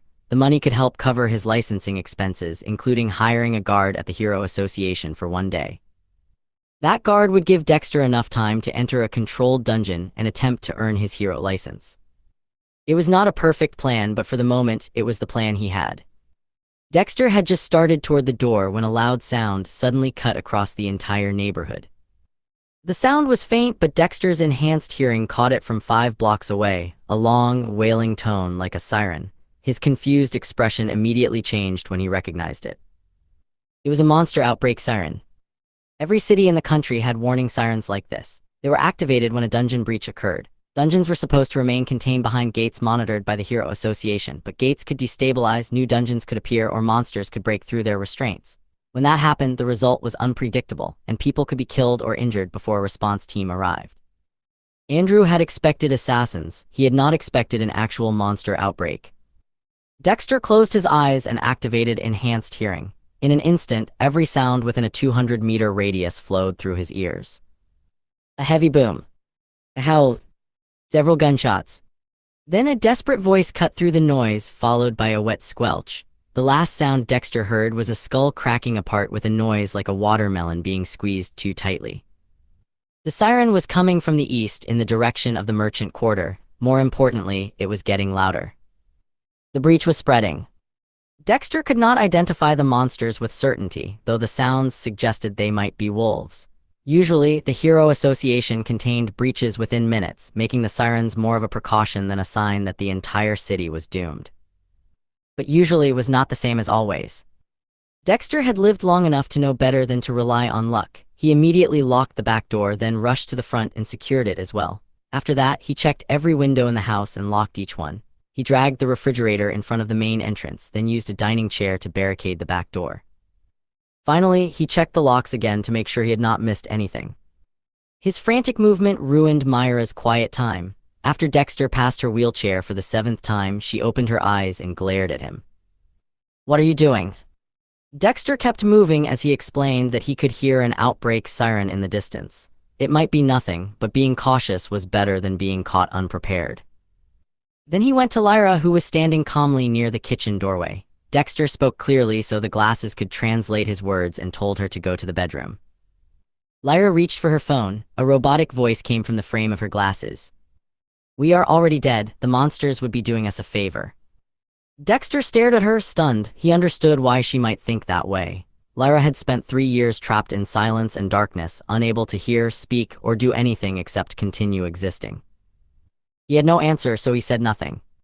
After a moment, Lyra turned and walked toward the bedroom. Dexter then moved to Myra and gripped the handles of her wheelchair. Myra immediately complained that she had never asked to be moved. Dexter told her he had not asked for permission either.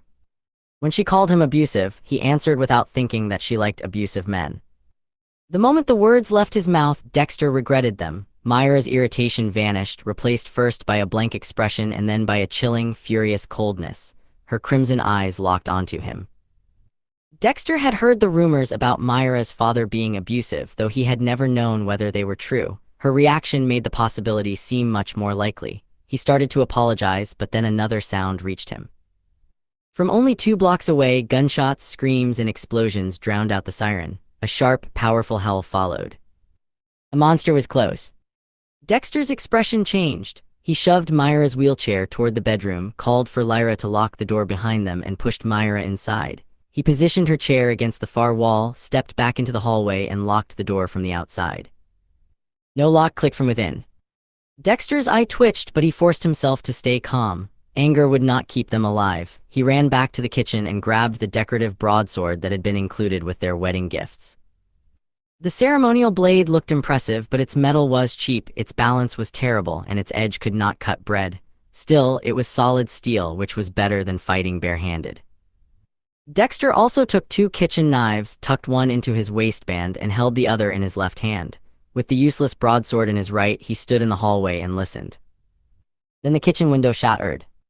Dexter's enhanced hearing turned the chaos outside into a detailed map of sound. He could distinguish people fighting, gunfire, hero abilities erupting, and bodies crashing into walls or vehicles. But underneath those human noises, he heard something far more dangerous. The howls belonged to dark hounds. These mutated beasts ranged from 3 stars to 7 stars, but their strength was not the only threat. Dark hounds hunted in packs, with dozens of beasts attacking together and in some cases hundreds. Fast and aggressive, they could tear through a civilian neighborhood in minutes. Now their howls were moving closer to the house. Dexter tightened his grip on the useless broadsword. Cold sweat ran down his face, but he forced himself to breathe slowly using the starlight meditation technique. The method steadied his heartbeat and cleared his thoughts. Then his ears caught a sudden shift in the sounds around him. He moved beside the kitchen window just before the reinforced bars were ripped apart. 3 thick black claws tore through the metal as if it were thin tin. A massive head forced its way inside after them. The creature resembled a mutated dog standing roughly 1.5 meters tall and built larger than a lion. Its black fur bristled around a pair of yellow eyes, while 4 star-shaped markings on its forehead identified it as a 4-star mutated beast. Drool hung from its jaws, and its long, curved teeth looked like hunting knives. Dexter held his breath and drove the broadsword forward with both hands. The blade plunged into the hound. Hot, foul-smelling blood sprayed across the kitchen wall and floor. The beast thrashed against the window frame, but Dexter twisted the sword before pulling it free. The hound went limp, half inside and half outside the broken window. Then a system notification appeared. The requirement to kill 3 humans or 3 mutated beasts had been completed, activating the slaughter extraction system. Its function was to extract attributes from the creatures Dexter killed. The first reward granted him 3 points of strength and 2 points of mana. There was no time to study the message. Another sound came from the front of the house. Dexter dropped the bloody broadsword, drew the second kitchen knife from his waistband, and held 1 knife in each hand. He rushed toward the front door just as it exploded inward. A dark hound burst through the destroyed frame, sending splinters across the hallway. Dexter rolled aside, planted 1 foot against the wall, and used the momentum to pivot beneath the beast. His knife drove upward through the soft underside of its throat and into its brain. The hound collapsed instantly. The system extracted another 3 strength and 2 mana from that kill. Dexter pulled the knife free, but 2 more hounds entered before he could recover. These were 5-star mutated beasts, and they immediately split apart to attack from opposite sides. Their speed was beyond what Dexter could reliably follow with his eyes. He pushed enhanced hearing to its limit. When the air shifted on his left, he dodged just before the first claw tore through the space where his body had been. Dexter countered by slicing beneath the hound's front leg. The kitchen knife could not cut through completely, but it opened a deep wound, making the beast stumble and yelp.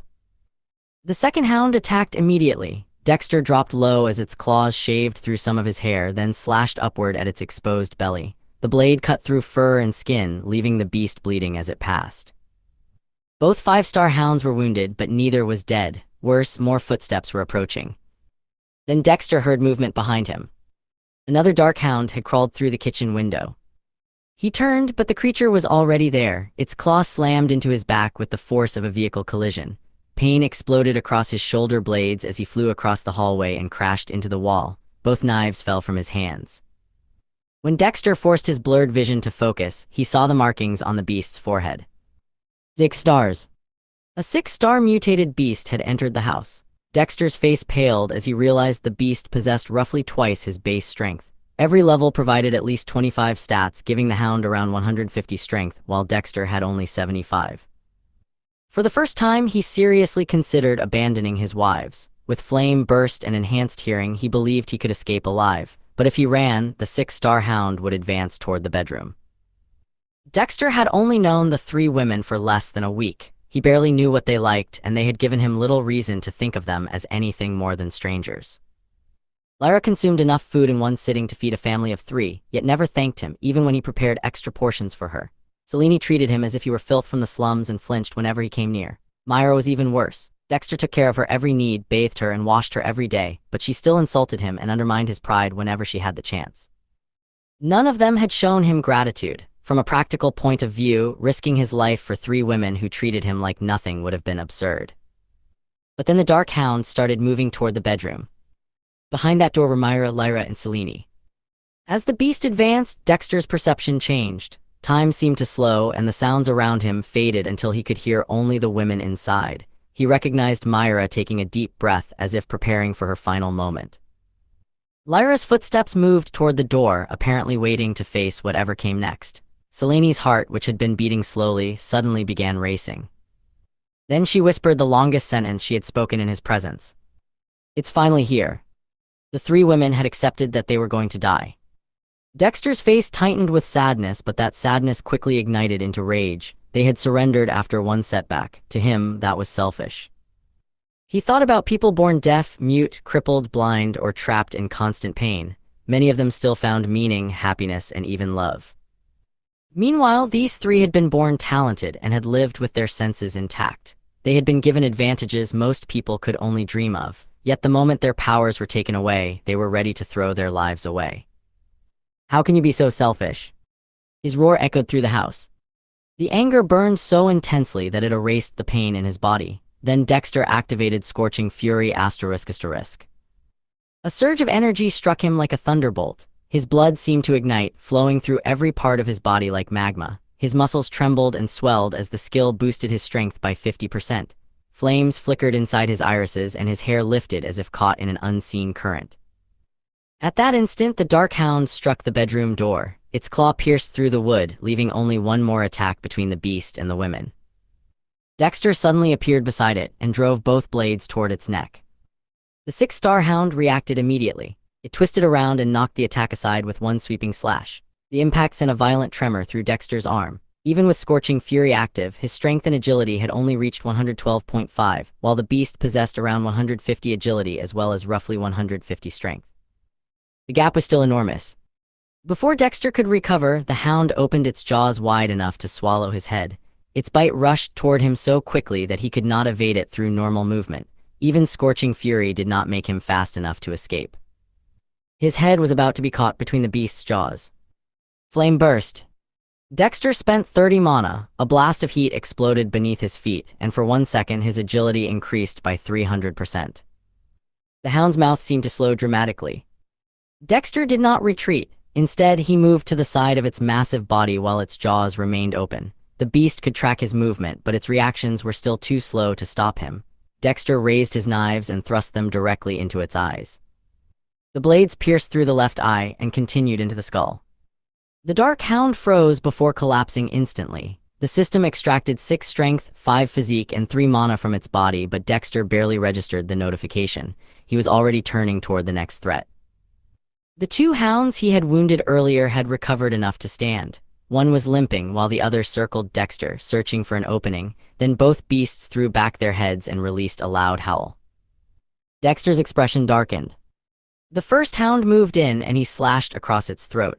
Using the momentum from that attack, he turned and drove his blade through the skull of the second beast, pinning it against the wall. But the howl had already done its job.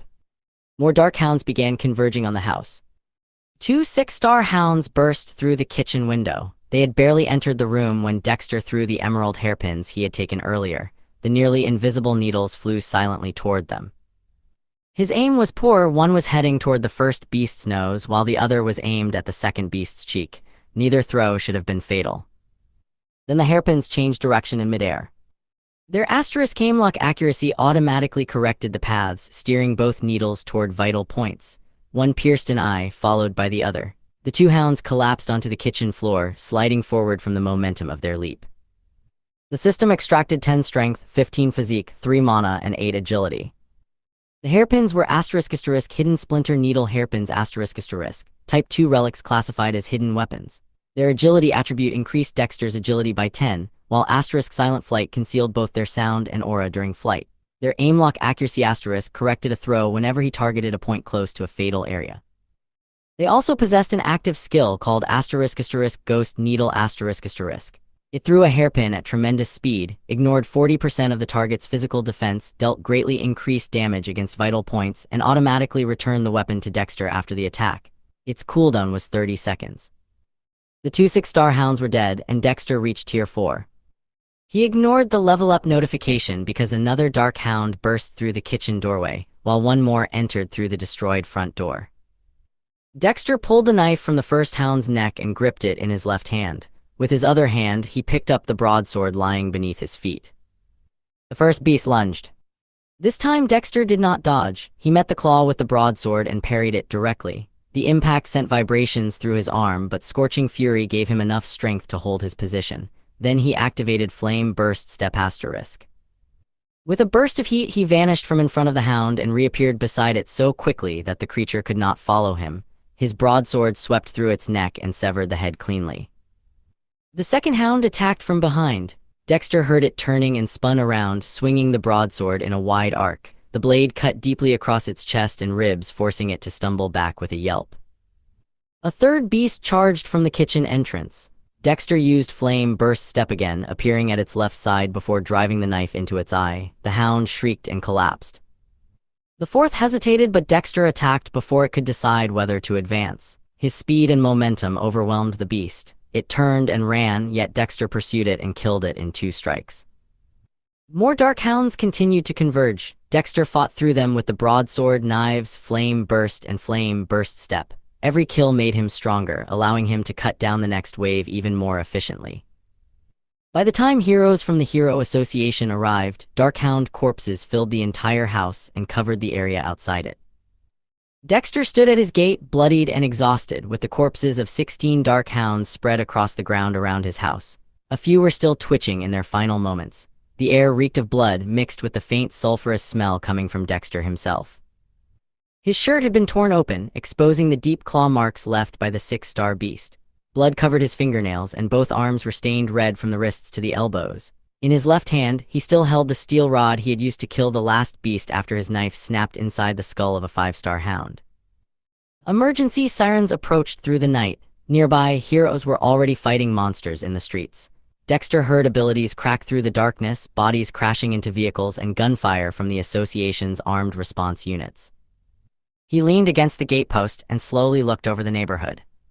The fighting had been concentrated on the eastern side of the street, yet the houses directly beside his were untouched. The blue house on his left had a cracked driveway, but no damage. The cream-colored 2-story house on his right still stood behind its garden fence. 2 houses across the street were also unharmed.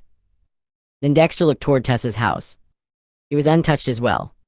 The dark hounds had flooded the neighborhood, but the 4 houses surrounding his bungalow had somehow avoided the attack completely. Dexter frowned. The beasts had swarmed everything else, yet they seemed unwilling or unable to approach those properties. He had no explanation for it, but the pattern suggested some kind of protective factor. 30 seconds later, a silver rank response team arrived and quickly eliminated the remaining monsters nearby. As the team approached Dexter's yard, its members slowed. His house was nearly destroyed, with corpses in the kitchen, living room, and yard. The walls were covered in claw marks, and the kitchen window had been shattered. In the center of the wreckage stood Dexter, covered from head to toe in blood. The team leader, a tall woman in polished silver armor, stared from the corpses to Dexter. He was only a tier 4 awakened, yet he had killed a 6-star beast and the rest of the swarm. After one of her team members identified him, recognition crossed her face. She asked if he had done this. Dexter, too tired to explain, simply answered yes. The woman studied him for a moment, then raised her fist to her chest and gave him a hero's salute, one not normally offered to civilians. She requested his name for the report. Dexter identified himself as Dexter Ashford, an awakened hero, tier 4. Then she ordered a medic to treat him, noting that he had a dozen open wounds. The association secured the neighborhood within 20 minutes. Later, alone in a medical tent, Dexter opened the system notifications that had accumulated during the battle. The system reported that his physical, mental, emotional, and security investments had been processed under a new multiplier. The current investment multiplier was 100x. The first return was 1 year of compressed cultivation. Energy surged through Dexter's body, expanding his mana core and widening his meridians. The force pushed him through tier 5 and tier 6 before finally raising him to tier 7. The next return upgraded his mana affinity from C rank to A rank. Mana began flowing through him as easily as water through an open pipe, and he could sense it in the air without meditating. His enhanced hearing also improved from E rank to D rank. doubling its range and greatly sharpening its clarity.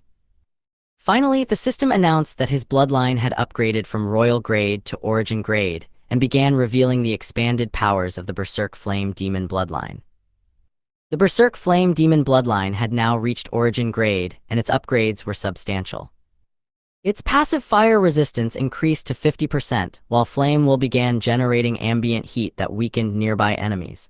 Scorching Fury also became stronger, raising Dexter's strength by 80% instead of 50% and lasting 5 minutes. Flame Burst Step received an even bigger improvement. Its speed increase rose from 300% to 500%, and its duration extended to 2 seconds. That gave Dexter a much sharper burst of movement whenever he activated it. Then 2 completely new abilities appeared. Berserk Form would activate when Dexter's health dropped below 20%. It placed him in a controlled rage state, increased all his stats by 100%, and shut down his pain receptors. The effect lasted 10 minutes, but afterward it required a 48-hour cooldown.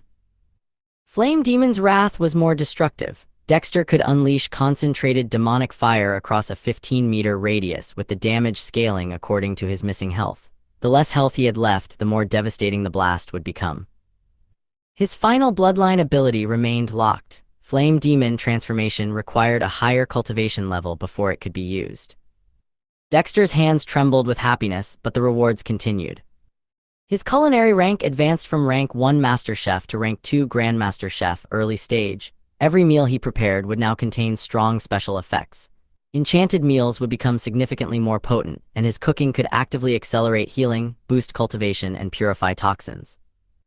Next, he received the Tier 3 Martial Art Extreme Slaughtering Demon Body. It transformed mana into slaughter energy, which tempered the body through combat. Over time, the technique strengthened muscle fibers, bone density, and skin toughness. Once perfected, it could make his physique impervious to all weapons. It would also double his physique and double the power of any weapon he used. Then came a Grade 3 Restoration Pill. The pill could randomly heal 1 injury in the body, including damaged nerves, fractured bones, or severed meridians. It was a one-time item, and Dexter only received 1. The possibility of repairing nerve damage immediately made him think of his 3 wives. 1 pill could not solve every problem, but the chance alone was enormous. The next reward was a Type 3 Macro Splicing Saber. It granted Dexter 35 strength, 25 agility, and 20 vitality. Its abilities included Spatial Cleave, which sent a crescent slash up to 25 meters, and Structural Severance, which reduced an enemy's defense by 30% for 5 seconds.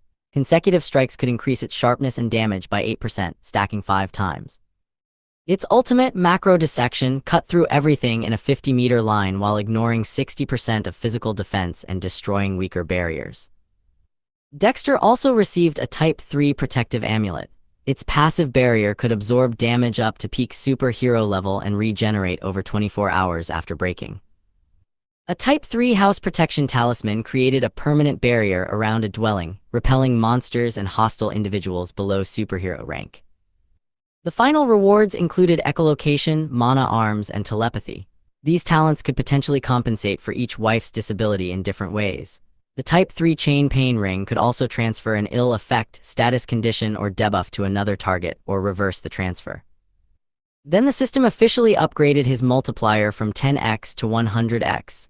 16 kills had been confirmed, leaving 84 kills until the next 1000x upgrade. With the bloodline, techniques, relics, talents, and multiplier all arriving together, Dexter was completely overwhelmed by his rewards. Dexter was still overwhelmed by the rewards. His advancement was only part of it. The talent cards could also transform his wives' lives. Myra was paralyzed and unable to move, but Mana Hands could give her a way to perform certain tasks on her own. Lyra could neither hear nor speak, yet telepathy could let her communicate directly and perceive the thoughts people projected outward. For her, it was almost the same as being cured. Seleni's situation could change through echolocation. The talent would allow her to perceive vibrations and map the area around her within a range of 10 meters, effectively giving her a way to see her surroundings. To most people, those abilities might have seemed insignificant. To Dexter's wives, they were priceless. On top of that, his investment multiplier had risen from 10 times to more than 100 times. Every investment he made from then on would produce 100 times its base return. He exhaled, opened his eyes, and looked around with newfound clarity. A faint flame seemed to dance in his gaze. The next upgrade still required 84 more confirmed kills, but his strength would become terrifying if he continued advancing. A few moments later, a healer arrived at the tent. She was a middle-aged woman with blue eyes and a talent called healing hands. When she placed her palms against the claw marks on Dexter's back, warm golden light seeped into his skin. The deep wounds closed rapidly, visibly healing beneath her hands. The pain disappeared and the exhaustion left behind after canceling Scorching Fury also faded. Dexter rotated his shoulder to test it, but there was no pain remaining. The healer told him that after resting for a few hours, he would be completely recovered, then packed her supplies and left. Dexter barely noticed. He was watching association workers load the Dark Hound carcasses onto transport vehicles. They were taking everything, including the beast's nexus cores. Those cores were crystallized mana essence formed inside a beast's heart.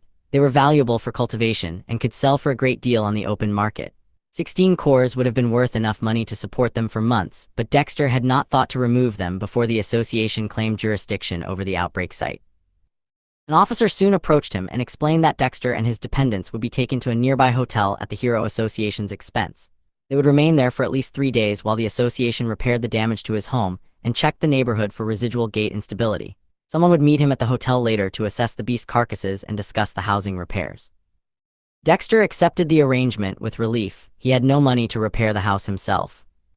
20 minutes later, a black limousine arrived. The staff loaded their few belongings, several changes of clothes, leftover food, Seleni's medication, and the case containing the old Type 1 bracelets and the AI glasses Dexter had replaced. Everything fit into 2 bags. The women were helped into the vehicle with Myra's wheelchair secured to the floor mounts. Dexter watched them settle into the leather seats. Myra stared forward with a closed expression, Lyra folded her hands in silence behind her dark glasses, and Selene turned slightly away. Dexter clenched his fists. He was still angry that they had simply waited for death during the outbreak instead of struggling to survive. The tension followed them as the limousine left the ruined neighborhood. They soon reached the Grand Meridian, a hotel with marble floors, crystal chandeliers, and perfectly uniformed staff. Dexter requested separate rooms, but the clerk explained that the evacuation had filled the hotel. Only one premium suite remained, and it had a single bedroom with 1 large bed. All 4 of them would have to share it. With no alternative, Dexter accepted the key card. The 4 entered the hotel in tense silence. The elevator opened onto the 20th floor, revealing a quiet hallway with thick carpet that swallowed the sound of their footsteps. Dexter wheeled Myra out first. Behind him, Lyra gently held Selene's hand and guided her along. The 4 of them walked in complete silence. Myra occasionally glanced up at Dexter, her lips parting as if she wanted to speak, but no words came. Lyra noticed his mood as well. Every so often, she looked at him through her smart glasses before lowering her eyes again. Dexter said nothing. He simply led them to the suite, unlocked the door, and pushed it open. The room was far more luxurious than anything they had lived in recently. It had a spacious living room, elegant sofas, a polished dining table, and floor-to-ceiling windows overlooking the city lights. The marble bathroom contained a bathtub large enough for 2, and beyond the living room was the single enormous bedroom. Dexter wheeled Myra near the window, then entered the bedroom to inspect the suite properly. He checked the layout, examined the window locks, and looked over the other possible access points. Only after he was satisfied did he return to the living room. He picked up the room service phone and ordered dinner for everyone. Rather than choosing randomly, he based each meal on what he had observed during the previous week. Myra seemed to enjoy rich, flavorful broths. Lyra could eat enormous portions but preferred simple, hearty food. Selene had shown fewer clear preferences, though warm and soft meals seemed to suit her. Less than 20 minutes later, a staff member arrived with a cart covered in silver plates.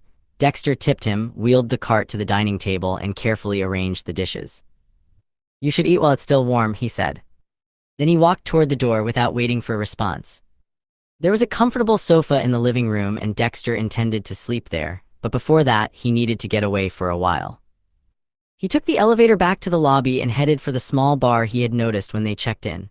Warm amber lights reflected off the wooden fixtures while faint jazz drifted through the room. It was quiet but not empty, with businessmen, couples, and exhausted travelers scattered around the tables. Dexter ignored them and chose a stool at the far end of the counter. After releasing a long breath, he stared at the bottles until the bartender approached. "What can I get you?" "Whiskey neat." It had been 3 weeks since Dexter last drank. Before his marriage, alcohol had been how he survived life at the Ashford estate. He had been an alcoholic, even if he rarely admitted that to himself. He stopped mainly because he could no longer afford it.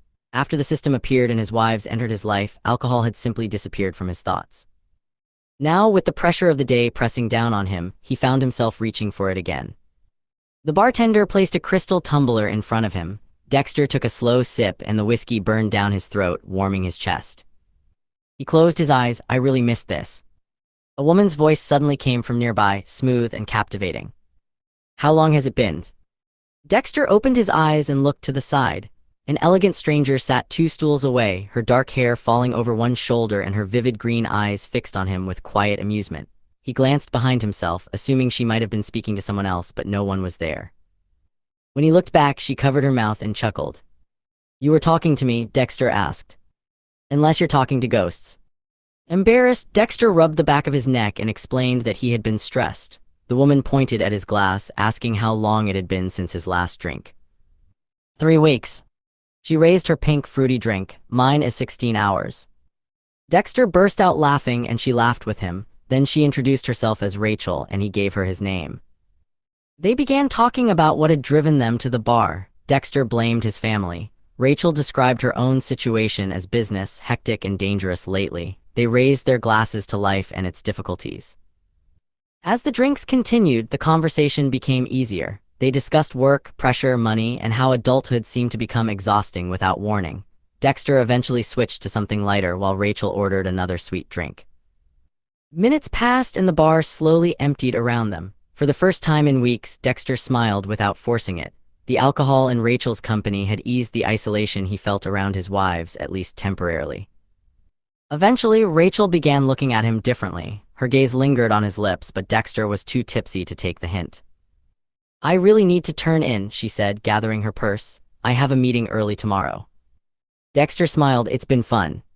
He meant it. In only an hour, this elegant stranger had made him feel more like a normal person than anything else had in the past 3 weeks. Rachel met his eyes and the moment suddenly felt magnetic. It's been fun, she replied. Then she leaned forward and unexpectedly kissed Dexter. Before dawn, Dexter woke with a long yawn and started to climb out of bed, already thinking about what needed to be done in the kitchen. Then he remembered he wasn't at the bungalow. There was no rice to wash, no breakfast to prepare, and no girls waiting for him to get started. He was in the Grand Meridian instead, a luxury hotel that cost more per night than he used to earn in a month. The monster outbreak had destroyed their neighborhood, and the Hero Association had placed them here for safety.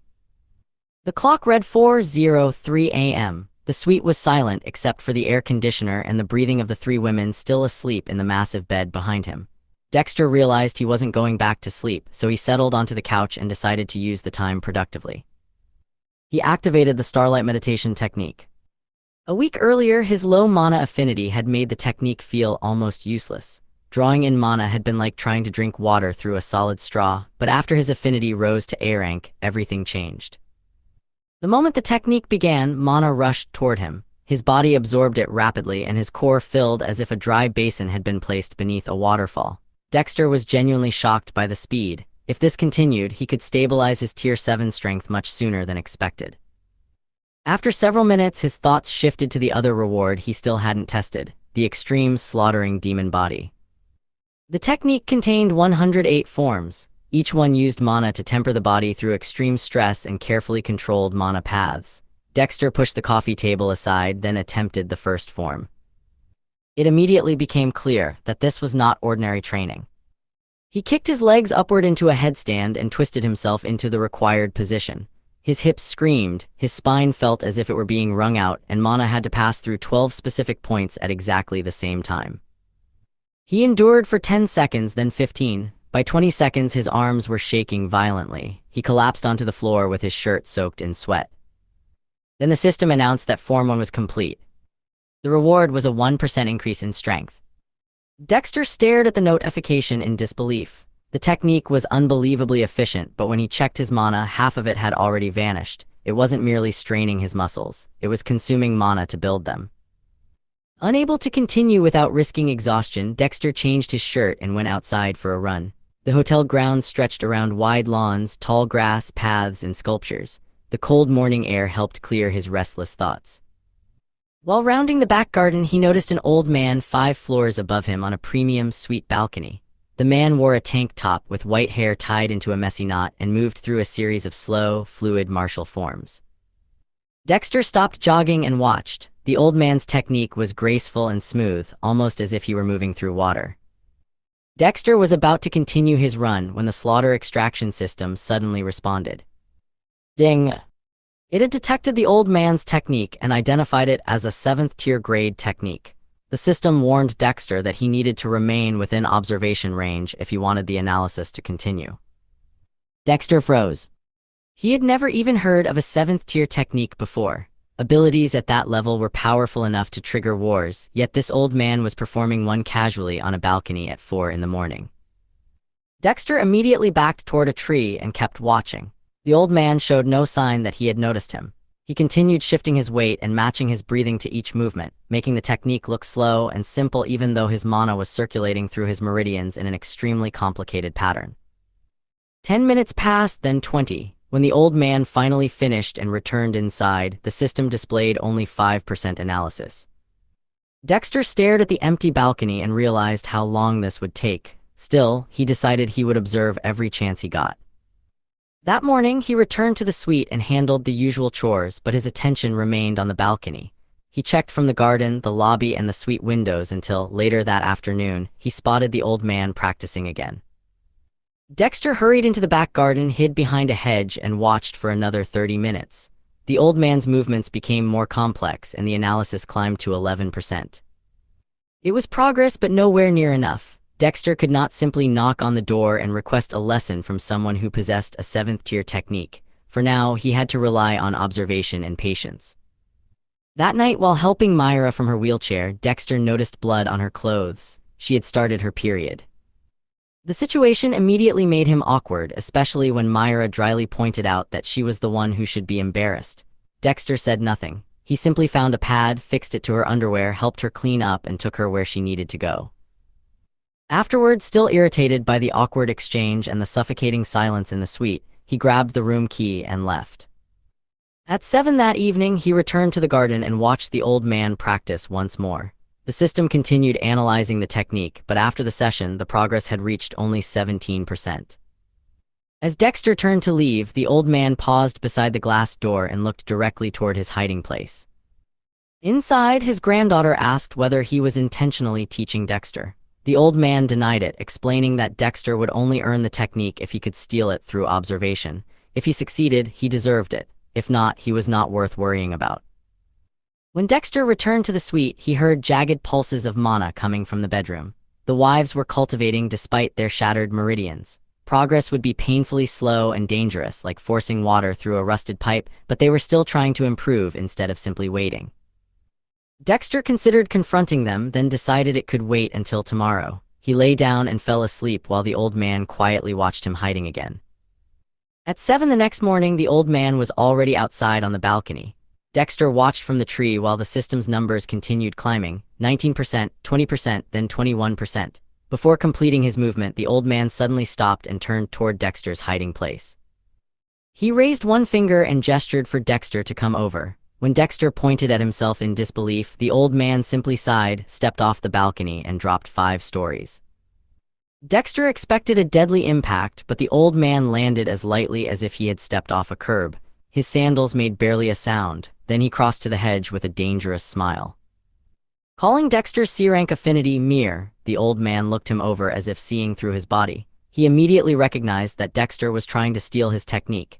At the same time, his displayed strength was far beyond anything Dexter could match. His presence pressed down on Dexter with suffocating force. Then he asked, "Are you not afraid of dying?"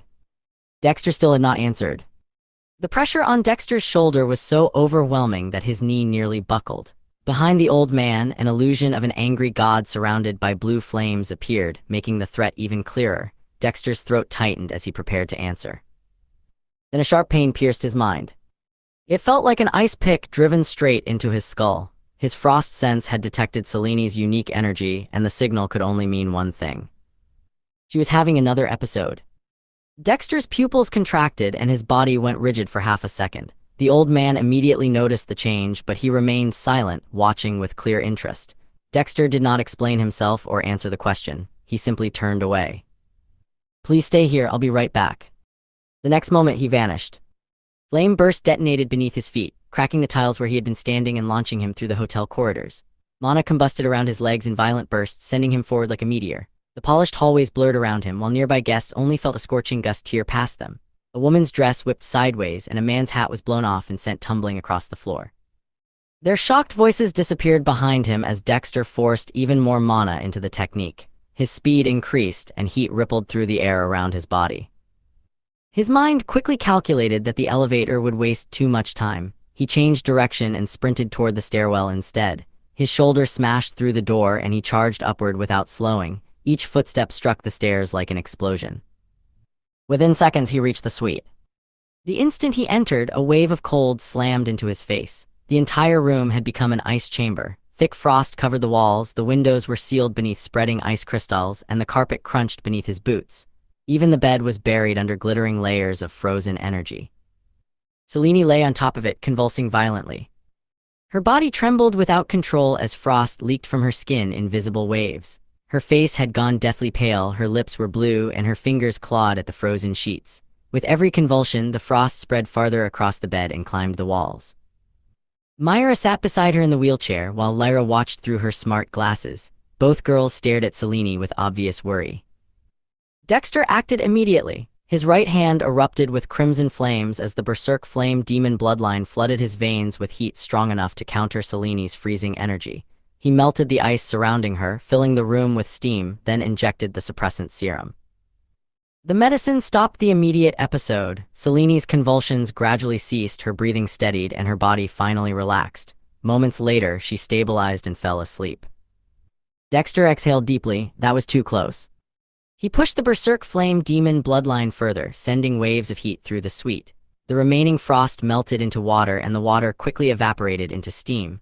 Within moments, the bed was dry, the walls were clear of ice, and the temperature had returned to normal. Dexter then pulled several thick blankets over Selene. He carefully tucked the edges around her shoulders, making sure no cold air could reach her. When he looked down, her silver hair was spread across the pillow, and her face had softened now that the pain was gone. Beneath the layers of fabric, she looked peaceful, but also extremely fragile. Then her eyelids fluttered open. Selene turned her face directly toward him. For one brief moment, Dexter's breath caught. He quickly remembered that she was blind, but she still seemed aware that he was standing beside her. After making sure she was stable, Dexter left the bed and turned toward Myra and Lyra. Both girls were staring at him silently. Neither showed a clear expression, and the suite remained quiet for several seconds.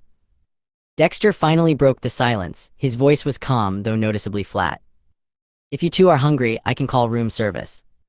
Myra quietly shook her head. She said she was not hungry.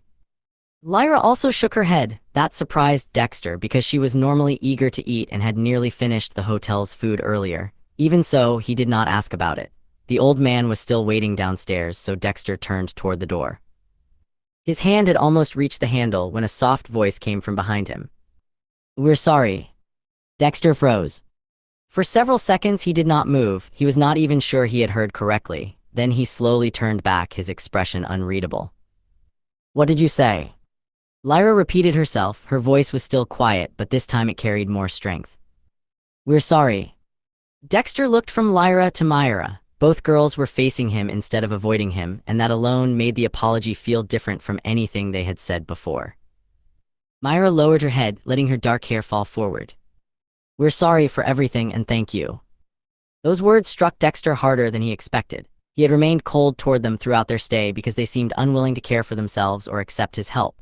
He had continued looking after them mainly because the system rewarded him and because helping them made him stronger. Since they had never tried to close the distance between them, he had stopped expecting anything from them. But now, their apology forced all those suppressed feelings back to the surface. Dexter wanted to complain. He wanted to ask why they had surrendered so easily and remind them that they had once lived normal lives. They had seen the sky, walked on their own legs, and experienced a world that others never had the chance to know. Some people were born blind, crippled, or deaf. Some never experienced ordinary life even once. He wanted to make Myra and Lyra understand how precious their lives still were. Yet their simple apology erased his anger before he could say any of it. Selene's crisis is contained, but the bigger change happens between Dexter and the two girls. After days of silence and resentment, Myra and Lyra finally apologize and thank him, breaking through the emotional distance he had accepted as permanent. Their words erase his anger before he can voice it, leaving the suite quieter but no longer cold. Dexter still has one unfinished matter downstairs. The strange old man has remained exactly where he was waiting, and he is about to turn that delay into a wager. If Dexter can learn the old man's technique during his stay, a gift will be waiting. Dexter confidently insists that repeated demonstrations should be enough for him to master it in one day. But can he truly meet a challenge that even the most talented require years to overcome?